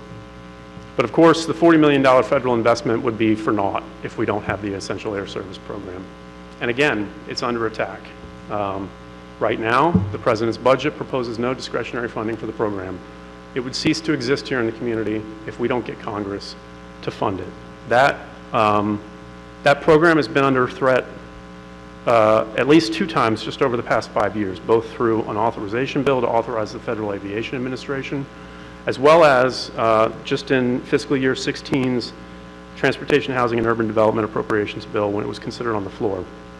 Unfortunately, our friend Tom McClintock offered an amendment on the floor, which I was reminded of in doing some looking back, and that amendment was defeated. Interestingly, I want to note this because I really think it is important as well. 3 times over the past 5 years, Crescent City and or Del Norte County have been mentioned on either the floor of the House or the floor of the Senate by either members of your delegation or actually once by Congressman Price from North Carolina, a member of the Appropriations Committee. I don't actually have a client who has had their community mentioned on the floor of either the House or the Senate 3 times in the past 5 years. So it may not mean anything to you all, but I think you guys should be proud that people are paying attention to you and do care about you. Congressman Price, when Mr. McClintock stood up and offered this amendment to cancel funding for the Essential Air Service program, actually said, you know, Crescent City in your neck of the woods actually is a member of that program. Do you really want to take that away from them? And thankfully, Congressman Price and other colleagues from throughout the country defended the program, and that amendment failed. Senator Boxer actually spoke out about the Essential Air Service program, the importance of that program to Crescent City on the floor of the Senate. And moving ahead to another issue that's important that we've worked on your behalf, the National Flood Insurance Program, when there was a certain provision in Senate legislation to reauthorize the National Flood Insurance Program just a few years ago, there was an effort to basically say that if you were behind a levy of any sort, you'd still have to purchase flood insurance even though that levy protected you. So it's called a residual risk issue. And that would impact people down in Klamath Glen from what I understand. Because of our work in engaging with Senator Feinstein, she again mentioned Delaware County on the floor of the Senate as being one reason why this provision had to be removed from the bill, which it ultimately was, and we did help save you from that issue. Of course, earlier I mentioned secure rural schools. So certainly this is not the first time we've had to fight for that program. We've had to fight in years past. We have fought successfully along with a whole host of people to reauthorize that program and keep it going. We also have worked year after year to continue funding for the payment in lieu of taxes program, which does provide you all with significant funding on an annual basis. We've heard a couple presentations related to the Community Development Block Grant Program today by Tony. That program is scheduled to be eliminated under President Trump's budget for FY18. He also proposed significant cuts in FY17 for the program. Thankfully, in FY17, Congress rejected those cuts, but we do not know yet how that program will fare in the future. So clearly, we need to continue to do more work there. As we were driving up yesterday, Mary Scott, my colleague, and I were driving up from Arcata, and we had finally gotten there after being delayed in San Francisco for about 5 or 6 hours. And I will add that we are flying out of Crescent City tomorrow, so we're very happy to do that. It'll be my first trip on Penn Air up to Portland, even though I have flown out of Crescent City before when it was SkyWest. But one of the things that we were noticing, and that I was noting to Mary Scott, who is from Massachusetts, so a little bit different for her out here, all the signs related to whether you're in or out of the tsunami zones. And on my notes here, I'm reminded of the fact that tsunami warning systems have been also targeted for cuts over the years, and the county is actively engaged in trying to ensure that those cuts do not go through. We need to be boosting our efforts to protect communities from tsunamis and to learn more about them, not cutting and saving a couple $1 million here or a couple $1 million there. It doesn't mean a lot in Washington, it means a lot to Delaware County. Last program that I wanted to highlight, COPS program. Your police or your sheriff's offices received funding from the COPS program before, again, which is another program that's scheduled to be eliminated under the administration's budget in FY18. I think it's added at least one officer, if I recall, over the past couple of years. I mentioned hurdy-gurdy before. We've also worked on just a host of land management issues. It's one of the things actually that I enjoy doing most on your behalf. I know that may sound a little crazy because some of these things last forever. We were talking about travel management while you were in Washington. Supervisor, and that issue has lasted for 10 years, but it is very interesting. It's unique. It's maybe I shouldn't say fun, but it's something that's interesting. And then last but not least, I do want to mention as a point of reference that we do engage in numerous rulemaking efforts that are important to the community. Actually, the WOTUS rule is up for discussion today. You all have voted to send a letter on that issue. We don't prioritize what's important to you. You have a federal agenda that prioritizes what's important to us, and the Waters of the United States regulation is on that agenda, and so simply we make you aware of the fact that there are opportunities to provide comments, and then it's up to you to do so. But just in terms of another one, there was something called the Federal Flood Risk Management Standard, which would have impacted the community significantly and required any new development to be much higher off the ground and therefore much more expensive to build. So that's a highlight of just the sort of arcane things that the administration does that, frankly, no one in America has time to follow except for us, because that's why we're there on your behalf. We have a lot of things to do throughout this year to continue to do. We have a lot of things to do in the future. Washington's going to be there. I suggest that you all continue to stay engaged, and we've been really proud and happy to be that advocate on your behalf and look forward to doing so in the future. With that, I'd be happy to answer any questions or Great, thank you very much. Thank you. You know, Greg, I'm going to recall very quickly a conversation that we happened to have at USDA, and this is a point that it appears that a lot of folks in Washington just don't get, and it was a conversation that Supervisor Hemmingson had brought forward towards the end of our meeting, and really one of the reasons why I think we saw the reflection that certain folks in USDA are going to remember us, which is the importance of establishing these relationships. But it was in respects to the SRS, Secure Rural Schools and Roads. And Jerry made a comment, which we also heard later in Representative Lamalfa's office. You know, it wasn't Delaware County that decided to pull back timber harvest within our national forest. It was the rest of the United States. If we had a choice, we probably would have continued logging in a sustainable manner in our national forest.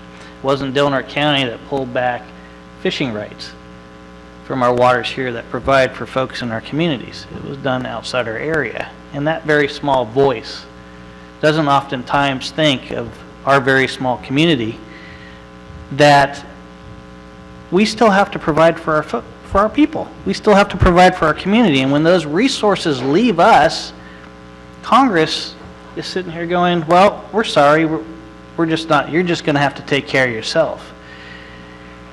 And what Jerry's point was, Supervisor Hemmingson's point was, is that, hey, if you're going to take from us, you got to remember us with your legislation. And you're going to need to provide for us in the future, whether it's through secure rural schools and roads, whether it's through our airport, whether it's for our harbor, because you're taking away our ability to provide for ourselves. And I thought that was some of the most pointed, pertinent conversation that we did have in Washington, D.C. It was reminding these folks that this wasn't Delaware County's decision. If we had a population of voice strong enough to make that point, we would have. And we tried. But in the end, we got what we got, and we have to change with those ways. But we need to continually remind folks that, hey, you put us here, not us. You continue to provide for what we're lacking, and we do appreciate your service in that regard to continue to press that message in front of them.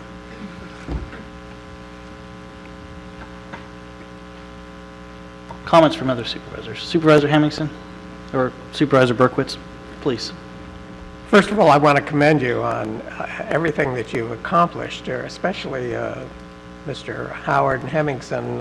That was one heck of a schedule that you had for them. My God, you lose weight on that kind of a schedule. Jerry had 22,000 steps on his Fitbit. I can believe it. I can believe it.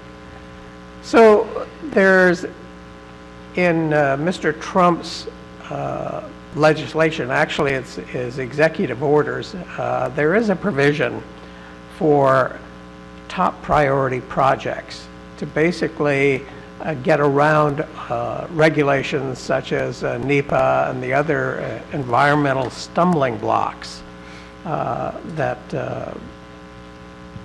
are there. And I'm looking at the letter that we're proposing to send to the Department of Environmental Policy that would deal with that. And considering it has no chairman at the present time, because that's where the rules have to go through, are we in better shape sending that letter now, or should we be sending it when there's a chairman? Well, I think one point of clarification. Number one, no administration can get around a federal law. So no one is proposing, when they say streamline environmental regulations and procedures, they are not talking about getting around NEPA. Or in your case, you've got CEQA too, state law that in a lot of ways is going to force you to do things even if you didn't have to do them under NEPA.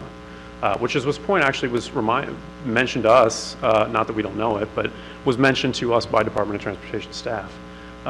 So having said all that, I just want to be very clear that there is no getting around NEPA at the moment. To your real question, I don't know that I have a strong opinion, to be honest. I think you can send that letter now if you like, and there are people that are acting in CEQ.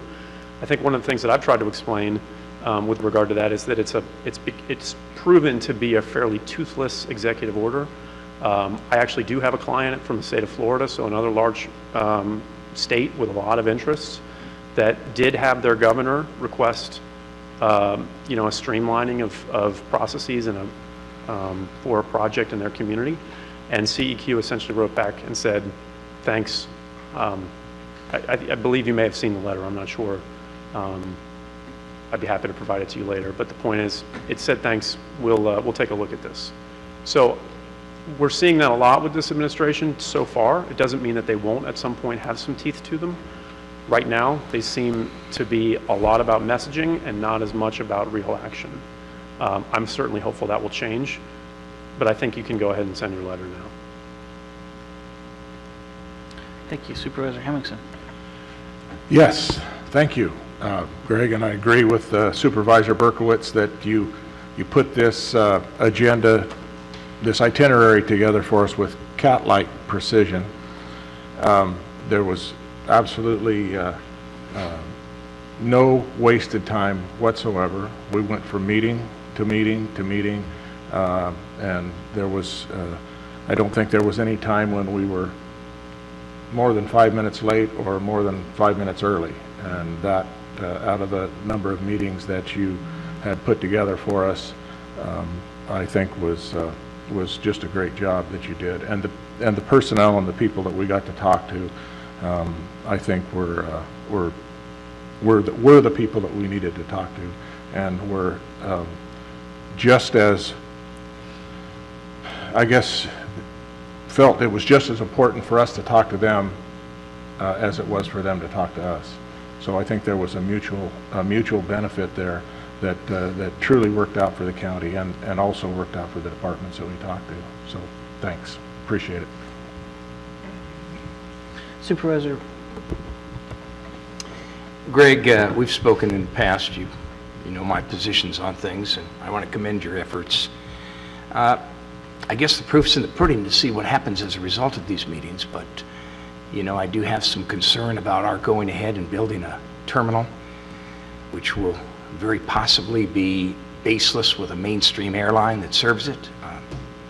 I wonder what the next step is. How do we lengthen our runways? What's the protocol for funding the extension of the runways so we actually have a real airport? That continues to linger with me. With regard to last chance grade, and again, I wish the greater good of Delaware County must be served by this flawed road. I'm wondering about your meeting with Federal Highways, how they're going to change their language to consider a bypass when the existing route, which states in their language, is still functioning. And they can't change the language. The rules are the rules, just like you said. We can't avoid NEPA or can't avoid CEQA. Though I do scratch my head and wonder how the Sacramento Kings avoided both of those processes in building a magnificent basketball stadium in Sacramento with neither of those processes involved. But that's another subject. But I wonder how we can, number one, speed up this timeline for the flawed road, and how Federal Highways will change its language, which I guess can only be done through Congress. So we are at the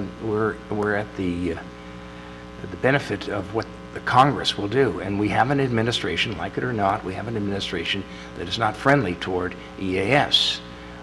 How do we deal with that, and how do we get an exception to the rule so that our airport will not be obsolete? So these are questions that cannot be answered by you today.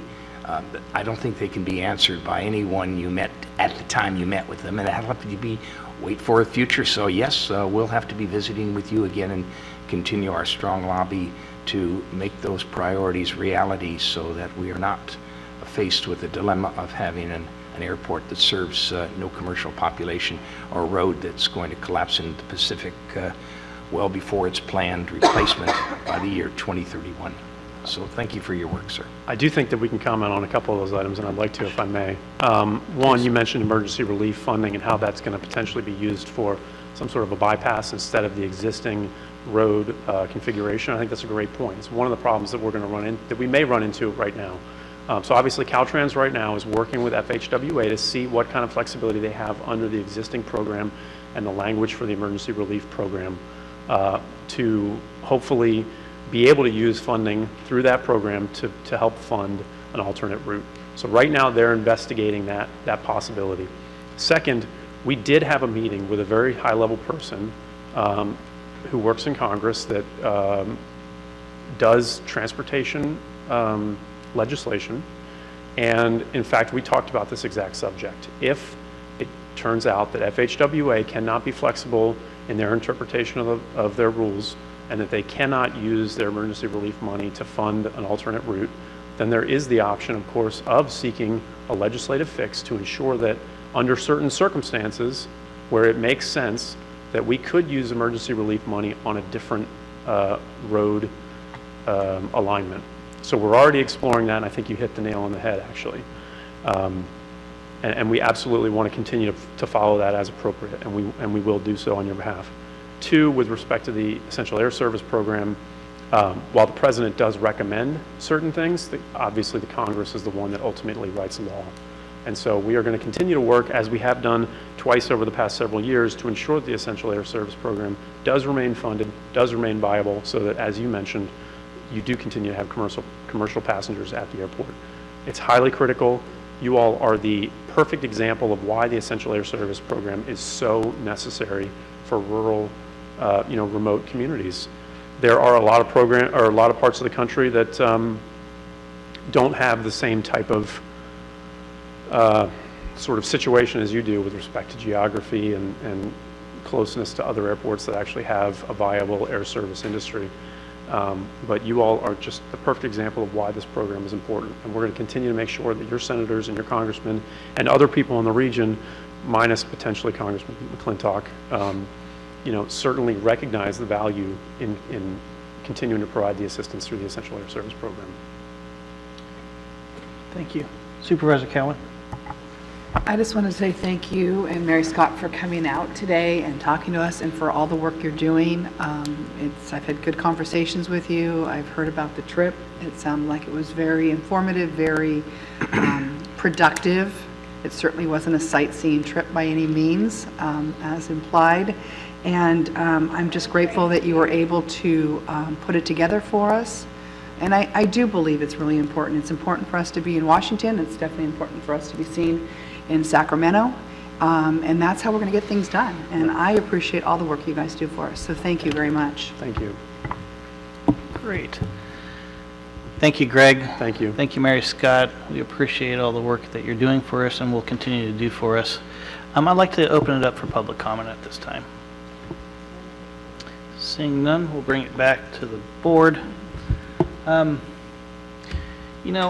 don't see any reason why we wouldn't move forward with ensuring that the legacy of our relationship with Van Scoik wasn't continued to a certain extent with the future budgets. I've been very impressed by folks over the years, but more importantly, I've been very impressed by the representation that Van Scoik has provided. It's more specifically Greg. Greg, the contacts that you did provide for us back there, the folks that you were able to put us in front of, more specifically with federal highways, and seeking other options besides the ones that the Caltrans is currently walking us through with that emergency relief. Those options were very important for us to explore, and it was important for us to bring that back to our community, our constituents that ask us every day, what in the heck are you, Del Norte County, doing to help lobby and push these efforts forward? We don't always believe that those efforts are being looked at properly by representatives from the federal government or state government. And I think those folks that you did put us in front of were critical to having that conversation and bringing the right information back to Del Norte County. And I, for one, would like to see those services continue in some way, shape, or form. Supervisor Hemmingson, I don't know if you feel the same way, but I thought Van Scoik did a marvelous job on this trip. Yeah, I think they did a great job, and I think we need to bring back on the agenda next meeting an approval of extending their contract for another year. So I hope that can get put on the agenda. Yeah, I'd certainly be willing to do that. Kylie, if you could make note of that, just in case I forget, but I doubt I will, because I know this trip is going to stick well within my memory for the next year, and I hope the remainder of the board has the opportunity to experience what we had. Not just the exercise program that we were put on for a period of 9 hours, but also the fact that the folks that we were lined up with were incredibly important to the future of this county. So we'll make sure to do that. And without further ado, I'd like to get back to item number 24, which we're going to report out, board reports. And I'd like to start with Supervisor Berkowitz. Supervisor? Thank you, Mr. Chairman. At the last CSAC conference, I was talking to several members of NACO and expressed my concern about the Secure Rural Schools and Communities legislation and the loss of millions of dollars for our rural communities.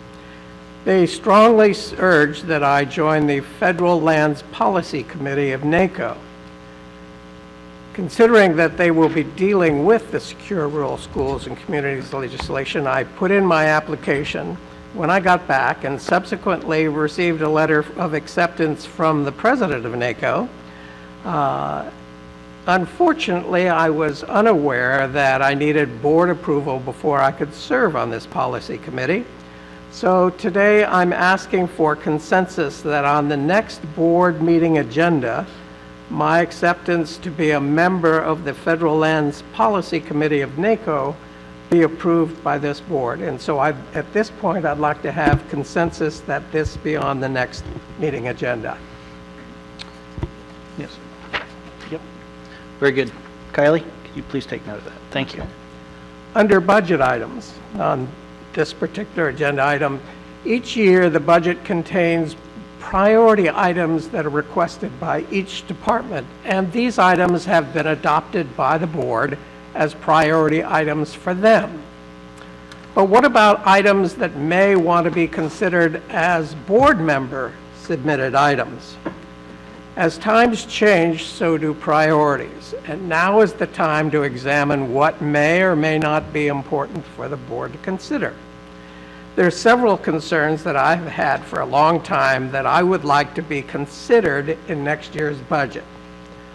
Number one is that I believe that we should set aside an agreed amount of money that will fund streets and roads in areas that are not now considered county-maintained roads. This fund should be one that would cover all 5 districts of the county on an equal basis. Whatever amount is decided upon, each district should have an equal amount, and each supervisor should have a discretionary authority over those funds allowed for that district. And item number 2, that we consider creating an unbudgeted, unrestricted reserve fund.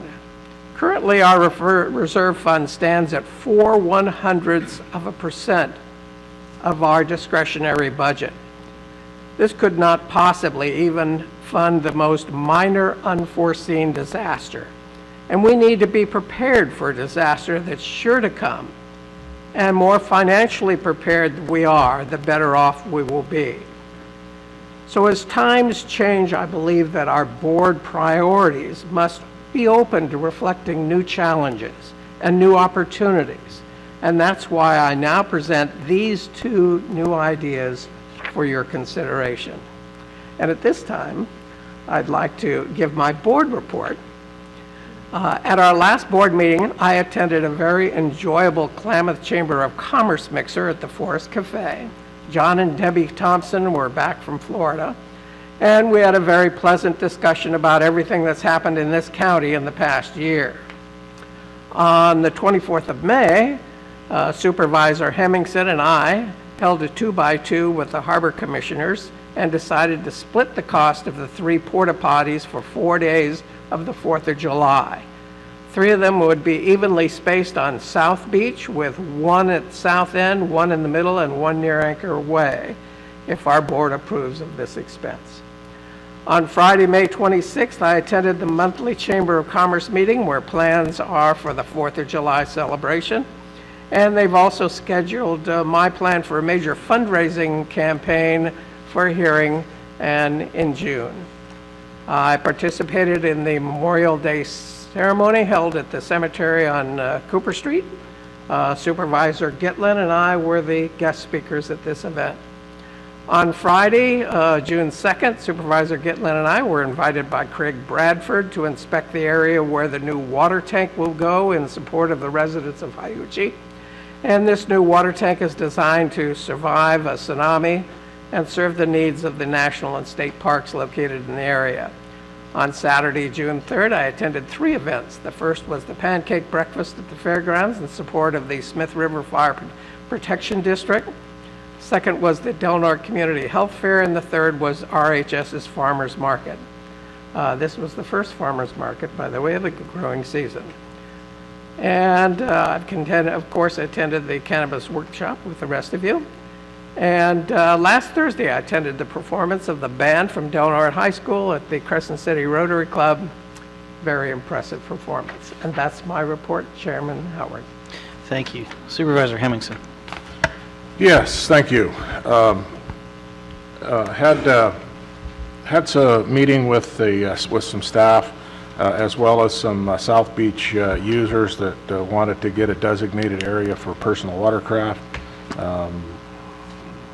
They're going to do some work on that and bring it back and see where we go from there. Had a tri-agency meeting. As Supervisor Berkowitz said, we had a Harbor County 2x2 about the porta potties. He pretty well explained that. Also some electrical issues that are happening down in the harbor. We had some discussion about that. I did attend the Memorial Day services at the Veterans Cemetery. Had a Border Coast Regional Airport Authority meeting. And construction actually should have started yesterday. I didn't go out there to see if that was true. I was a little bit busy. We had a Natural Resources Goal Committee meeting, and as we all attended the Board of Supervisors Special Cannabis Workshop. And then on to Washington, D.C., which Mr. Burns has pretty much already gone over. There were some things that happened while we were there, which is always the unexpected is always pretty interesting. We had an opportunity because of where we were at dinner. Senator Ted Cruz happened to be there, and we did get to have some discussion with him. He was with Congressman Jim Bridenstine, who was a congressman from Oklahoma, a former Top Gun pilot. These things are always real interesting, and so we kind of, you know, we will probably remember the meeting more than they do, but hopefully not. Hopefully they were enlightened by our presence, anyway, it was interesting. That was a lot of fun. So, and then there were some interesting things, and I think Greg explained it pretty well about the importance of last chance grade and the things that they're looking at, a possible pilot program, you know, which Del Norte County seems to be would be a good candidate for, because it's a rural project, that we may be a real good candidate, I think, for these pilot projects. If something comes about, and we did discuss the FAST Act, which is it's about $800 million a year for the next 5 years. Well, I shouldn't say that. It raises up every year about $50 million, so ends up in 2020 at $1 billion. So there's some monies that are available on some of these projects. They're looking at all these things. They're certainly aware of what's going on with last chance grade. I think the other highlight, there was a lot of highlights, but anyway, I don't want to go into it too much because Supervisor Howard will probably have a lot to say too. But the USDA meetings, I think, were very productive in the fact that we learned information having to do with our maybe the forgiveness of the loan that the tri-agency has, that we may fit in to a category where they are going to allow to forgive that loan. They've had an application that they were refused, very similar to ours, but with some little different intricacies about it. So hopefully that will happen, and we'll know in a couple of weeks. And I'm going to leave it with that, Chairman, and let you fill in any points that I missed out on. Very good, thank you. Supervisor Cowan.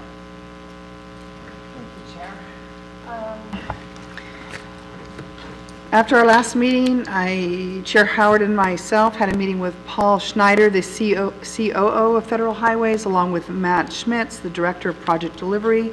I feel that meeting that we had with them, both out of Sacramento, was very informative to us on how the whole process needs to work, as well as getting us in touch with the people who are going to help us directly move it along and make sure that last chance grade project happens and that it's moving smoothly.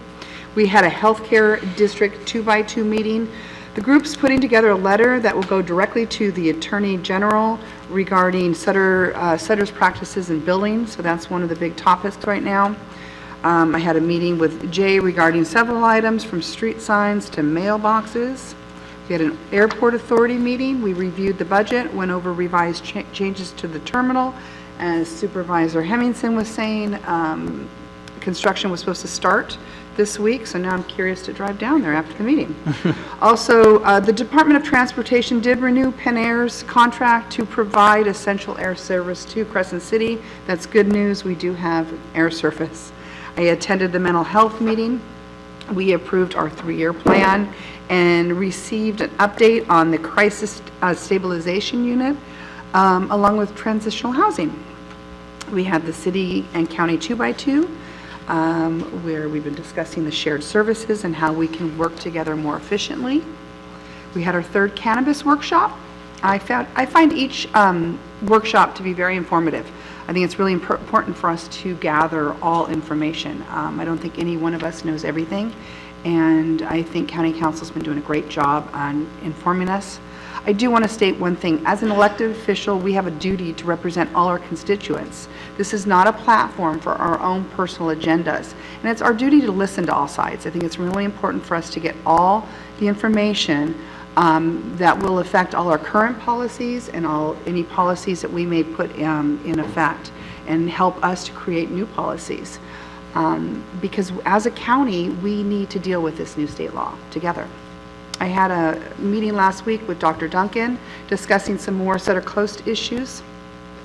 And then I met with Mike Thornton, the new director of True North, or not the new director, he's the new lead organizer for True North. He's new to our county. So if you see him, say hi, welcome him. He's hoping to bring a strategic plan to True North and bring our community organizers together. That's it for my board report, but I do have 2 items that I'd like to get the board's consensus on. Please. And to give staff direction. The first is concerning 4 uncontrolled intersections in the county. I've spoken to Heidi about this and received a report from Jim Barnes. And I get what they're saying. They go off the state regulations and such. But what they say on what the state requires, it's a good example of what the state states for our county doesn't necessarily work for our county. And basically any road that has less than 2,000 cars go through it does not need to be controlled. So there's four different sites that I was just hoping maybe to get some direction from staff and find out maybe what it would take to get maybe a couple 2-way stop signs, or just hear a recommendation from them of what we could possibly do other than just do nothing and leave these 4 intersections the way they are. So that's one, if I can get a consensus on that. Does anybody have a problem with having staff? Very good. Does that go to our road priority report? What's that? Does that go to our road priority report through CDD? Is that on our list of priority roads for discussion? For intersections? Yeah. I don't know the answer to that question. I think that's the protocol.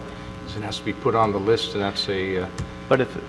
okay. Yeah, I mean, I don't know if this is the area in which to discuss it, or it goes to CDD and comes to us in the form of evaluations. There's a list of 25. I'll let the CAO answer that question. Typically, those are road priority reports for either maintenance or improvement.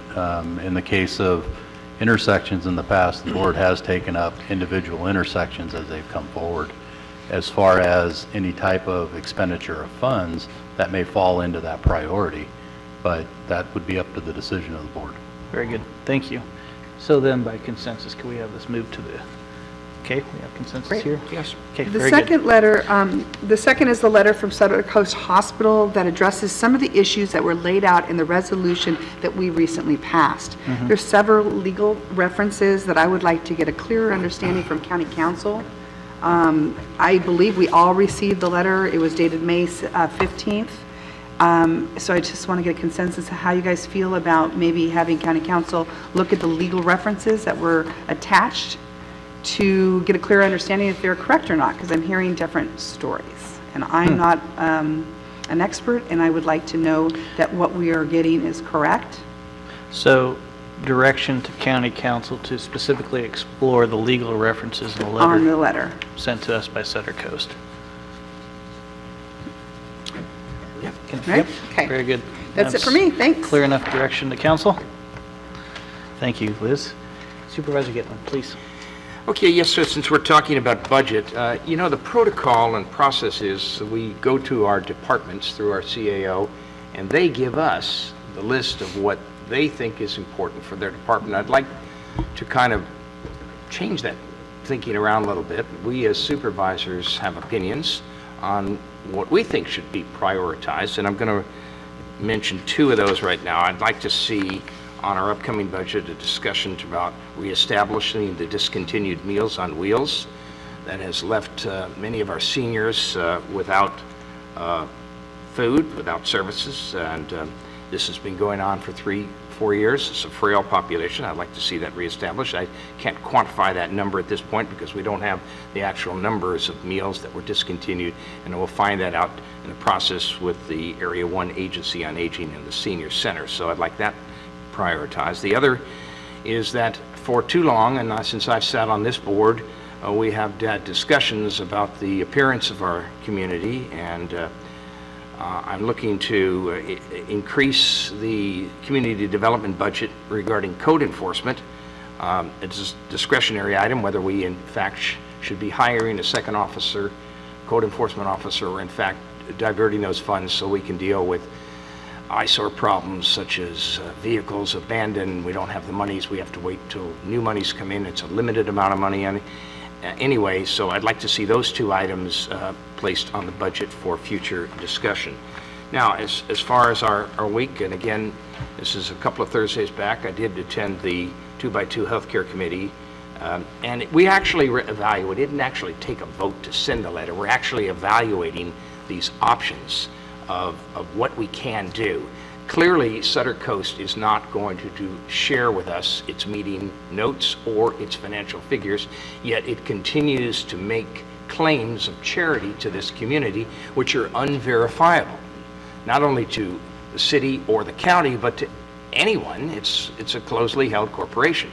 So the 2x2 Healthcare Board is evaluating these options, and we happen to think that the IRS is the appropriate arm, or possibly one of many appropriate arms, to actually look into the validity of these claims made by Sutter that it's donated X number of millions of dollars of charity to this community, and yet at the same time it is arguably one of the highest hospitals in a market that is served by a large population of impoverished people. And I'm concerned about its lack of forthrightness in posting figures. Too many people are ending up in our hospital emergency rooms to submit their insurance cards, and at some point they're told they're not valid, and the next question is, we'll set up a payment plan for you for these services, which are, again, inexorably high. So these are issues that our community hospital has to address, and I hope it will address in a candid manner. Also, during the Memorial Day weekend, I attended the services at the cemetery, which Supervisor Berkowitz made mention to.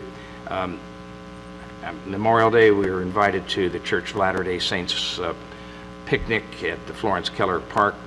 Appreciate all the good work the LDS community does in this community, and celebrating that particular not celebrating, but recognizing the sacrifices that so many have given in their lives so that we can have a better life. Last Friday, General Manager of the Big Rock CSD invited Supervisor and I, Berkowitz and I, up for a look-see at the Hillside Stabilization Plan. And just to add to what Supervisor Berkowitz is, they're in the process of replacing a 100,000-gallon redwood tank, which currently has some leaks in it, and with a 215,000-gallon state-of-the-art steel tank. The bid recipients will actually be awarded and announced by July 11th. The importance of this particular project I can't underscore enough. Presently, and I learned this fact while up there, in the heat of the summer months, the daily consumption of water in Hyuchi in that $100,000 tank is exhausted in just one 24-hour period and has to be refilled. So this particular project will serve a greater good to the community. I attended the volunteer coats meeting addressing the needs of housing our homeless. Nothing to report from that meeting. Also participated in the cannabis workshop. And for those of you who think my mind is closed on this subject, actually I'm looking for information to help keep my mind open on a project, on a product that I think will cause great devastation to our community. Now, we do have options in Del Norte County of what we can do with cannabis. Mainstreaming and normalizing it is not something that I think will be of greater good to our county, and I've said that articulately. If there is other information that I'm not unaware of, if there are medical information, and this is really about recreational use, then I'm open to hear about it. But at this time, it's the same argument. It's going to happen, you like it or not, and I don't quite accept that. So I also attended Wednesday our quarterly meeting of the Pelican Bay State Prison Advisory Board. Warden Dukart announced he has made application to CDCR in Sacramento to restart the Level 1 work program, which, as you know, for many years provided the kind of labor that the county didn't have to pay for. So that's in the work as a pilot project, and I'm hopeful at our next meeting the warden will deliver this welcome news that the Level 1 worker program has been recommenced. On a related matter, and I read in the triplicate, many of you recall an Alder Camp inmate whose name was Matthew Beck was killed doing, not fighting a fire as was reported, but actually doing road clearance work as part of his training. So it was my hope to have Mr. Beck and his, who made this ultimate contribution, recognized with a resolution of appreciation to his family and friends for his sacrifice and the work of this particular individual as part of many recognizes the great work that Alder Camp has done over the decades. It can't be underscored. The board policy currently, for reasons that I'm not quite clear on, doesn't allow for that kind of resolution of appreciation and recognition. And I would only say it matters not what this particular individual who was incarcerated at the time did to get where he was. All I can say, he was doing good work as an employee of the state, which saved our community countless dollars. It happened in Humboldt County, but he was a resident at the time, incarcerate at Alder Camp. And I'm understanding that we can't do it here, but I intend to send my personal letter of appreciation to his family and friends for his sacrifice. At our at that meeting, I discussed it with the Pelican Bay State Prison Advisory folks who were attending. They all almost unanimously were in support of that kind of recognition and to recognize Alder Camp for their good work and for the work that comes from those people that are trained. They're all coming out to hopefully not recidivate and come back and mainstream into the community. Also, later that evening, I was privileged to participate in the annual college scholarship funds offered by the Del Norte Unified School District. It gave away $300,000 in scholarship funds to needy graduating seniors, a wonderful program. I met with a number of constituents, helped them deal with issues relating to our government, and that is my report. Thank you, Supervisor Gitlin. And I'll try to make this brief, as I know everybody's hungry for lunch.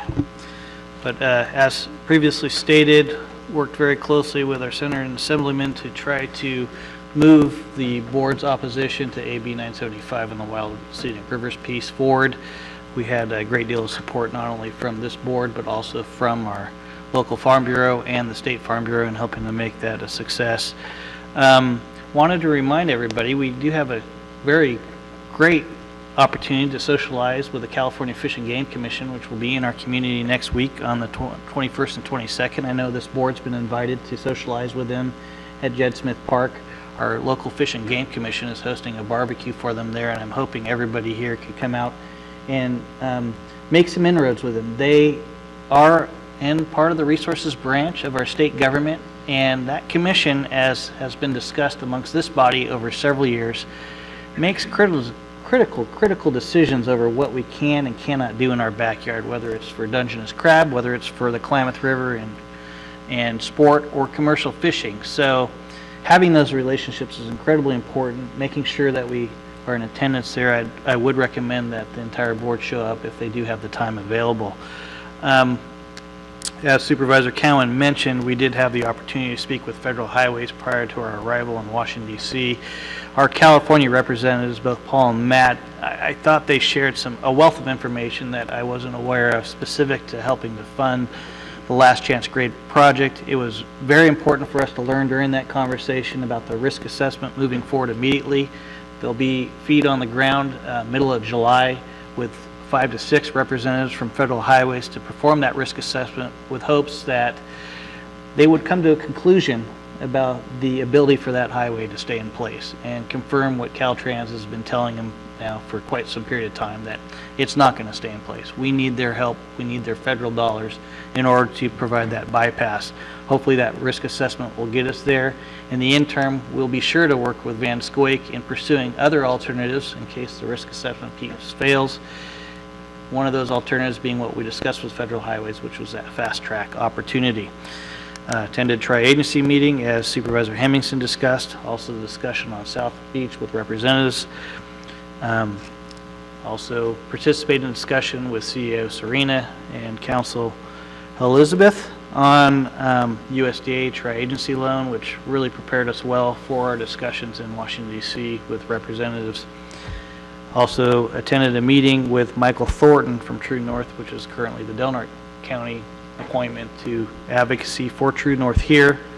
A meeting with Heidi Kungstel from Community Development Department on Morrison Creek issues that we're trying to address ASAP on flooding within that area and have been dealing with for quite some period of time with the aggregation that's taken place both above and below the Fred Haight Drive overcrossing. Participated in the North Coast Unified Air Quality Management District meeting. Also attended with Supervisor Hemmingson the Natural Resources Committee meeting. Had a great deal of discussion there pertinent to today's conversation. Attended the Memorial Day celebrations. Also attended the City County 2x2, which were on our agenda today to appoint the ad hoc committees. Thank you everybody for moving those forward. And then in addition, the cannabis workshop that was brought forward.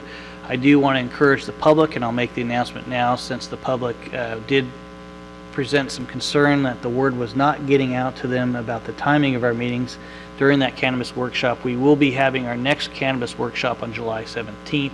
At that time, we'll be presenting, have a presentation from John Young, who's the current Ag Commissioner of Yolo County, also presented to many of us supervisors in Palm Springs during our CSAC conference in December.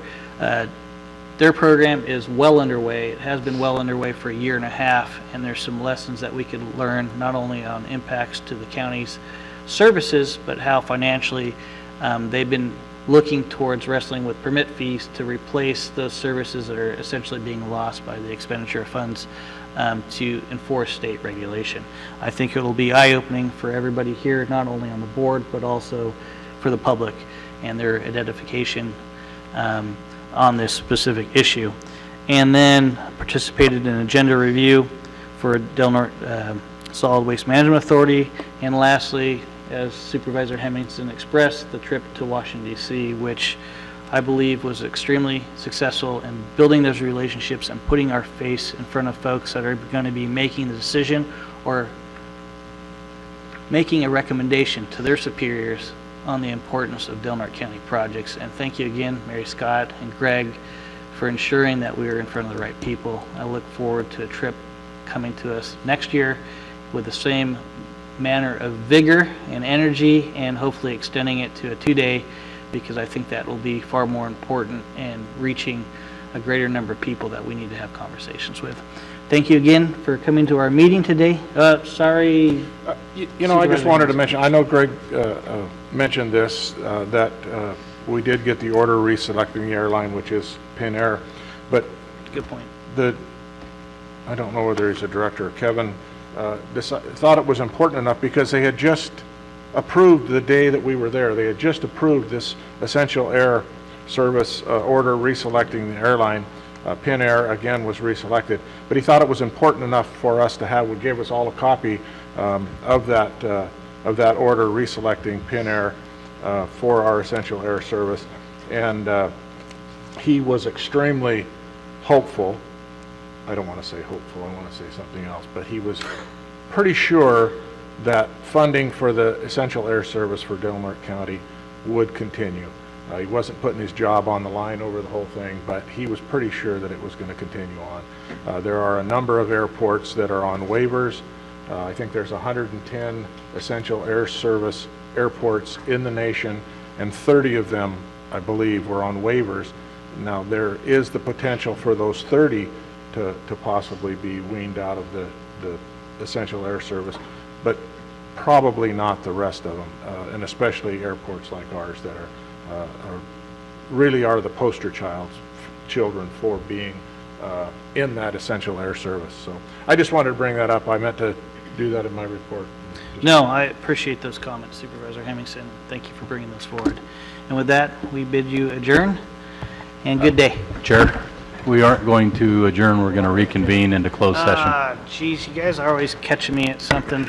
We will reconvene into closed session today for interviews for Child Support Services Director. Thank you again.